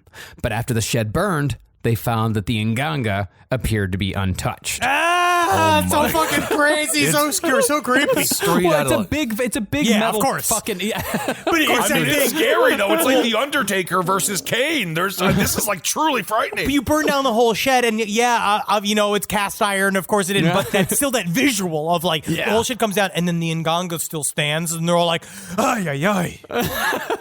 So the curandero walked up to the Nganga, hit it with a stick, and ran away, half expecting it to erupt with evil. God, it would have been so fucking cool if it did, though, man. But when nothing happened, the curandero asked that the cauldron be emptied, and they drug it to a field where it was cleansed with fire using wood and gasoline. That's a gross thing to empty. Yeah. It is. Yuck. Finally, the curandero released a white dove, because according to belief, all was well if the dove lived, but if it died upon being released, the exorcism was a failure. Okay, I am a dove. There is a lot of pressure on me right now. You got one job, dove. I am actually not feeling great today. Are you? I am not feeling great today. So do not trust me to live. Oh my God, this is not good. Here I go. Oh God. Flip, flip, flip, flip, flip, flip, flip, flip, flip. No. Is he dying? Flip, flip, flip, flip. Oh, he lived. Yay! And everyone took it as a sign that the Nganga had finally been killed. Thank God that stupid, brainless dove lived. Yeah, because everything would have been fucked if it died. They're very fragile little birds. Yes. Now, this all happened without Adolfo Constanzo knowing about it, which, if he was magic, he probably should have felt the source of all his power being destroyed. Well, if you made the movie, if you made you'd see him in the hotel room going like, like burning and shit. Yeah. But when the video made its rounds to TV stations across Mexico 2 days later, it was El Dubi who caught the news. And of course he fucking was watching TV. And El Dubi didn't want to be the one delivering this news. You see this and you go like, oh man, everything's going to be fucking, we're not getting any Whataburger today, man. It's fucking, Forget the fries anyway. Well, he cried out. And when Constanzo entered the room and saw what was happening, he began screaming and smashed everything in sight. He then picked up a gun and emptied a clip into the TV and shrieked for an hour until he lost his voice. And even after he lost his voice, he still tried screaming in this weird hoarse whisper like, oh! The anthropologist won. Yeah. Yep. He was correct. He is the hero. I gotta meet this guy. I tell you what, it's just nice to see another liberal arts major do something with their lives. Do something with their lives. We could actually probably get him. Every time there's a TV show on Adolfo Constanzo, this guy is more than happy to talk. Yeah. All right. See, Adolfo Constanzo believed, or at least he appeared to believe, that all of his power had been in that Nganga. And without the Nganga, Adolfo Constanzo was defenseless. So he started carrying the Uzi everywhere and openly started discussing a suicide pact with his remaining followers. Uh-oh. Getting to that point, are we? It's always hard when you're first floating the suicide pact, right? Because you don't know what everyone's reaction is going to be. It's kind of like if you ask if these jeans look good. Right. Like, do these jeans, because you want everyone to be like super into it, but for a fact if they hesitate, you're going to be thinking about that all the time, being like, he didn't quite fully agree to to the suicide pact. I feel like I got the fucking, like, it sort of feels like he just kind of kicked the can down the road of the suicide pact. Right. Yeah. I mean, how do you even subtly propose a suicide pact? Like, what do you think? Like, you're kind of sick of living, right? First thing, I'd show pictures of nice cemeteries. Yeah. Like, oh, this is a nice place, huh? I actually wrote your name on that headstone there. You can see how nice that looks there with that nice font. That is. Well, that's Isn't that very cool? nice. Look at that. And look at the tree. You can get all the shade. Oh, you want a Cabria font? Is that what you would like instead? We can make that Cabria for you. Well, he told them that if they were to kill themselves, then they would all be reborn and they would find each other again in the next life, and then they could do it right the next time. Hold on. You want me to kill myself just to get back to getting alive? So if I don't kill myself, then what if I just stay alive? Do you want to, though? But the whole point, you're just saying I'm going to get reborn. Hypnotize. Hypnotize. I'll do it.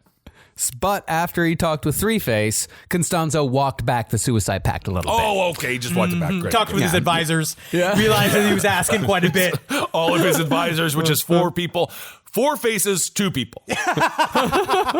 Well, Three-Face figured that he could get him to Guatemala, but just getting them to Guatemala was going to be highly difficult because their faces were on the news every single night, and every single border crossing had their pictures up. But Three-Face, listen. What if instead, listen, okay, we dress as a horse. The 3 of us as a 6-legged horse. A 6-legged horse. Yeah. Okay. Who there would ever impede the 6-legged horse? I'm with you, buddy. It sounds like it'll work out. I like that no one pushes me.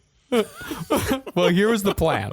The cult returned to Mexico City. They settled into another apartment found by Carla, and they set out to find a plastic surgeon to change everyone's appearance like a gang of fucking jokers. Sure. Oh, my God. What about just like going in the back of the truck, covering yourself up, going across the border? This is 1988. Peak technology was like they could sense if you farted or something. I have no idea what they even had over the border, but it's not like it is now. They just had a mirror. Adolfo Constanzo was very much of the mind, from my read of his character, is I don't want to sneak out the back door. Yeah. I like walking out my front door. I'm a magician. I'm a super powerful person. There is no reason why I'm not going to be able to just go and live. He doesn't want to hide in a truck. He doesn't want to be like scurried into another place. He likes to walk free. He's a show off. The idea of him not being able to walk in public and being recognized as a brujeria, I honestly, in my mind, I think fuck with him quite a bit. So he was looking for a permanent solution where he could somehow go back to his normal life in a way. Good luck. Now, Sarah was the one tasked with finding the plastic surgeon, so she snuck to another neighborhood to try to find a guy. But since her face had been all over the news for weeks, the surgeon immediately recognized her and refused to do it. And that's about the time Sarah decided she was done with this shit. Oh, yeah. Honestly, thank God he refused to do it. A black market plastic surgeon in the middle of Mexico when you're on the run from the police, it's going to end very badly. At some point, I feel like you just be like, I have these Groucho glasses you can wear. Yeah. Well, after being rejected by the surgeon, Sarah wandered around asking cops for directions, hoping one of them would recognize her and arrest her. But amazingly, while the surgeon recognized her, none of the cops did, or at least none cared. She eventually returned to the hideout and threw a note out the window that gave the hideout's address and said that a woman was being held hostage. And if the police didn't come, the cult would kill the girl. These girls ain't loyal. Unbelievable. This I know. I mean, Jesus Christ, man. I know. I just think she did it.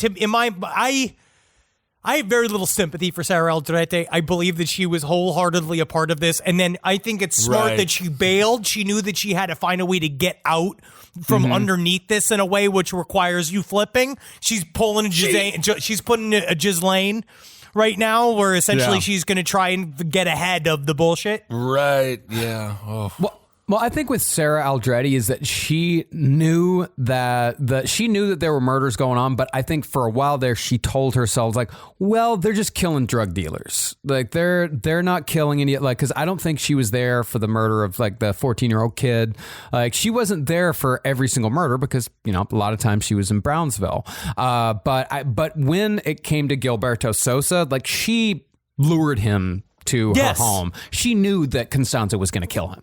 Like she had to have known that Constanzo was going to fucking kill him. Like when he said, I'll take care of it, I don't know what the fuck else she thought it was going to be. Sarah was made to have sex with Elio, right? At some point, they were forced to, and she did it to bring Elio closer into the group. We didn't fully cover that because it was one of those weird like side quests of the story. But Elio wore a human spine on a chick. Right. So you mean to tell me she didn't think some wacky bullshit was going on inside of that shed? They all openly had they had human bones in their pockets. Some people wear those blood necklaces, though. It doesn't mean there's a body that they got it off of that's hanging out in their basement. El Doobie had a tin of a thing that he probably called Altoids because it came from a guy named Al. Like, he had little chunks of things. She knew what was happening. Okay. And she wrote a whole book, which I have not gotten a chance to read because I can't find an English translation on it. If anybody has an English translation PDF or something that I could read of Sarah Altoide's book, I'd love to read it. Carolina read a little bit of it and also like watched some of her interviews that she did back in 2008. She walks back absolutely everything. Oh yeah, she moonwalks back. Yeah. She gets in a car and reverses back in a car to get back. Yeah, she walks back absolutely everything, and the truth is probably somewhere in between. Now, that note that she threw out of the window, nobody found that note until much later, but Sarah's wandering had done some good. Police were getting tips that she'd been seen in the area, so 2 teams of plainclothes detectives set up a stakeout near a shopping center in the neighborhood. Man, I want to do a stakeout. I want to do a stakeout so bad. You just want to eat in a fucking car. You don't want to do a stakeout. It'd be fun. No, I know it's exactly fun to what you watch want to people. do. You want to smoke a joint. You want to have your little glasses on. But I also like watching my neighborhood. You want to just be like, God damn it, it ain't easy being in private. No, and then that's all you. And then you're going to listen to old rock and roll. No, I like to sit and I love watching my neighbors and seeing them go to and fro. I like to see what they put in their garbage, and I like to see where they go to work. I just feel like you want it too much, and everyone is going to be like, have you noticed that little Polish guy who was just hanging out in the corner constantly? I'm just watching. But unbeknownst to the cops, they just happened to park right in front of Constanzo's hideout. Adolfo, it was totally by accident. That's amazing. Adolfo looked out the window and immediately recognized them as cops because unmarked police cars in Mexico have big serial numbers on the side that identify them as police vehicles. Almost like they're marked. Yep. Yeah. But once Constanzo saw the police cars, he yelled, "This is it!" And the gunfight began. Oh, no! Constanzo grabbed his Uzi and fired on the cop car, which was fortunately unoccupied, while El Doobie grabbed the shotgun and followed suit. But from, such a high spot, fucking shotguns don't really do much. It just kind of stings. Once the cops started firing back, though, Constanzo grabbed a stack of cash and threw it out the window, screaming, quote, "This is for you, poor animals! Take it!" We will take that, thank you. Yeah, and as people scrambled for the cash, he fired at a propane tank, expecting it to explode. But since this wasn't a fucking movie, he just filled it full of holes. Oh! Gosh, they're made to not explode. Whoa. I thought they were made to explode. That's one of the movies. That's what they do in the movies. Yeah, they explode so easily in the movies. That's weird. But as the streets filled up with police cars and heavily armed officers, and the crowd finally cleared, Constanzo told Martin and Omar to burn the rest of the money, and Omar began to do so. But when Constanzo called for more bullets, El Doobie said there were only 2 magazines left. Yeah, man, and it's Cat Fancy and Rolling Bone. Whoa! And that is when Adolfo Constanzo decided to die. That was a joke about magazines. I just got it, Henry. It was so bad, I actually know what it feels like to be you now. Rolling Bone is like Rolling Stone, but for Rockstar Dogs. For Rockstar Dogs. So, yes, Cat Fancy and Rolling Bone. Good job. 2 magazines. Wow. And now I get it. Now they're both animal. Now they're both animal magazines because he's a Jellicle cat, I think. Yeah, no, El Doobie, I don't know why it came out like that. He's just a stoner. I'm sorry. No, I loved it. It was great. Made sense. Well, declaring that it was time to go through with the suicide pact and promising that they would all be reborn, Constanzo huddled into a closet with Martine and ordered El Dubi to shoot them. Whoa, dude. This is like a big fucking responsibility, man. Very heavy, El Dubi. Very heavy. El Dubi did as he was told and emptied a full clip into the closet, ending the life of one of the most dangerous cult leaders to ever live. But after Constanzo was dead, El Dubi didn't really see the point in suicide. Nah. Yeah, no shit. He's like looking at all the money and he'll be like, oh, man. Suicide sucks, dude. Yeah, I mean, it's definitely different. It's worse than living. Dead looks stupid. That's stupid. That's stupid. Instead, he walked over to the window, fired the cult's last magazine into the sidewalk, and sat down on the floor to wait for the police. And soon enough, Sarah, Omar, and El Dubi were all in custody, and Constanzo's cult was officially over. Amazingly, though, El Dubi had the same attitude as the Hernandez clan. He still believed that Constanzo's magic would protect him, and he even spoke fondly of Constanzo's inevitable return from death. He believed it would happen soon. I think a lot of you guys fucking say like all this shit about us and our fucking group, but I'll tell you what, man, some people ask what a burger. I ask what a fucking guy. What a guy indeed. But El Dubi, I do want you. Okay, so let's just say Adolfo does come back. You know he's going to come back as a baby, right? And then you would have to take care of him. Oh, you would man, have to that's grow. You would bummer, have to, dude. Baby's not going to come back dude. as a grown man. He's going to come back as a baby. Oh, man, I don't got milk, dude. No, and then you're going to have to wait until he becomes of the age that he committed suicide. And you're going to be super old, and you're not going to want to hang out with him anymore. Oh, man, I'm going to become one of those. You know what I'm going to be? What's that? One of those fucking ride tycoons. Hell yeah. Doobie's roller coaster. Well, I mean, El Dubi did think that he was going to come back as a grown man. He thought that he was going to rise from the dead. Oh my God. Lead them to some sort of magical wonderland. But after El Dubi was taken to Constanzo's body in the autopsy room, and El Dubi saw Adolfo's mutilated, headless corpse, he gagged and broke down crying, and finally accepted that Adolfo Constanzo would never return.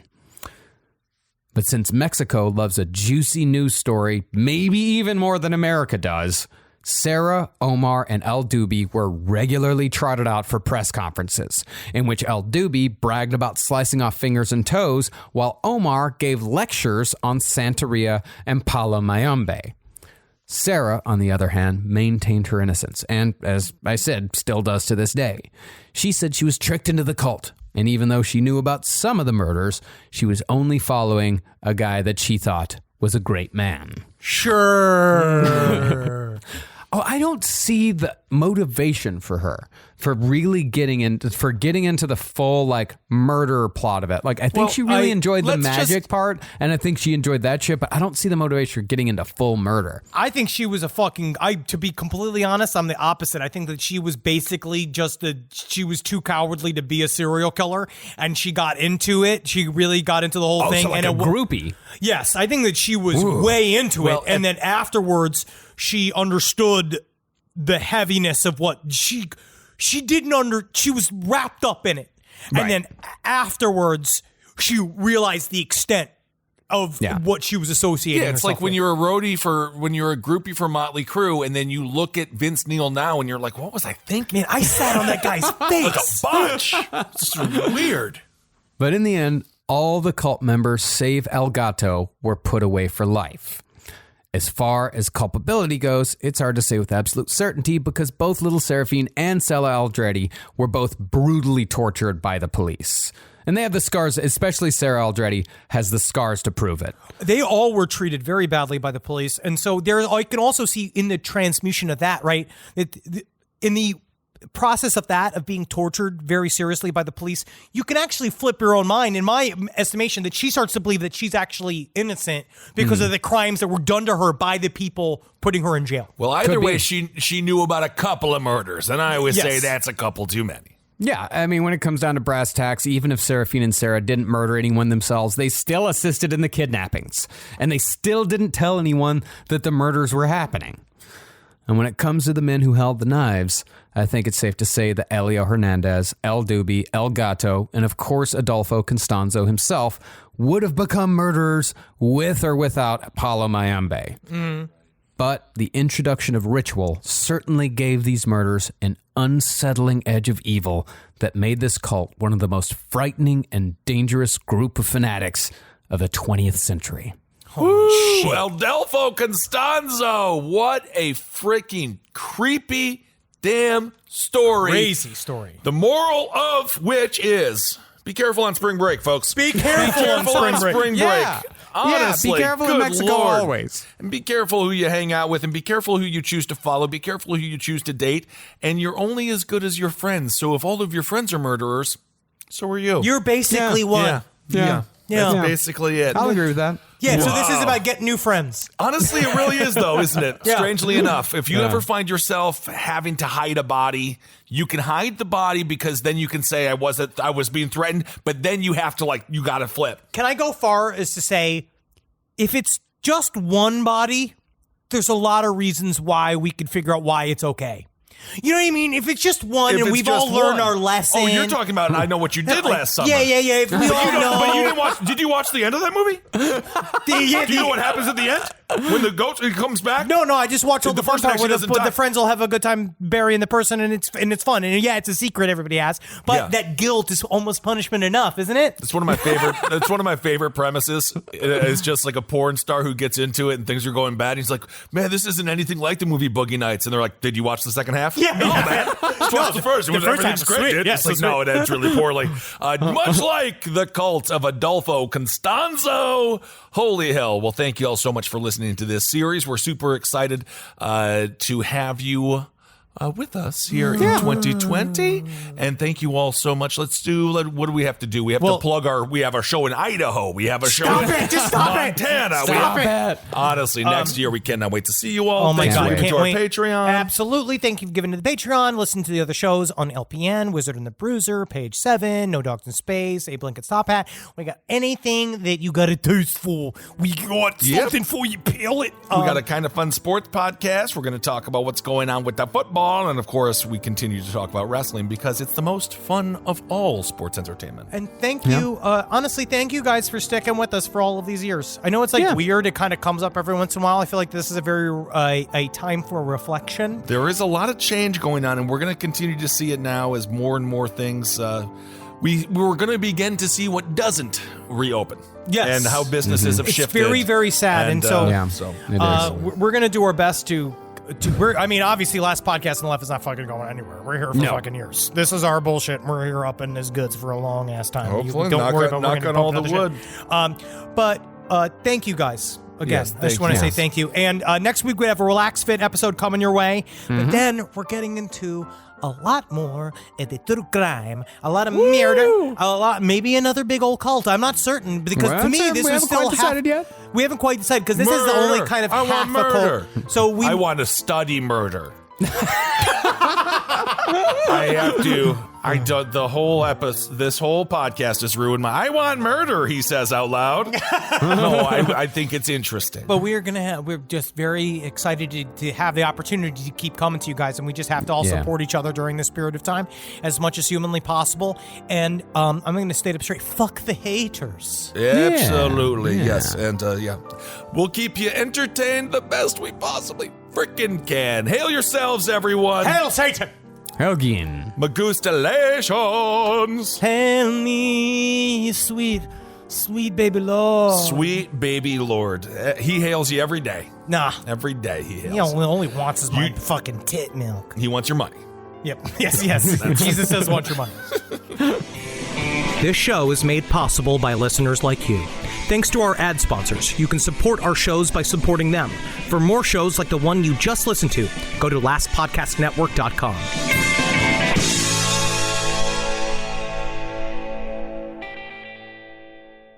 Hi, I'm Angie Hicks, co-founder of Angie, and one thing I've learned is that you buy a house, but you make it a home. Because with every fix, update, and renovation, it becomes a little more your own. So you need all your jobs done well. For nearly 30 years, Angie has helped millions of homeowners hire skilled pros for the projects that matter. From plumbing to electrical, roof repair to deck upgrades. So leave it to the pros who will get your jobs done well. Angie, the one you trust to find the ones you trust. Find a pro for your project at Angie.com. Sometimes life will get you stressed out. Lucky you can always count on text now. Free talk, free text, free 5G, and they'll never shut you off. Cause like I said, it's free. Text Now's got your back. Nationwide, no long-term contracts. So don't be nervous about losing service. Text Now's got your back, that's their sense of purpose. No matter what comes next, you've got free talk and text with the Text Now app. Download it today. Wireless plans require the purchase of a SIM card. Visit textnow.com for terms and conditions.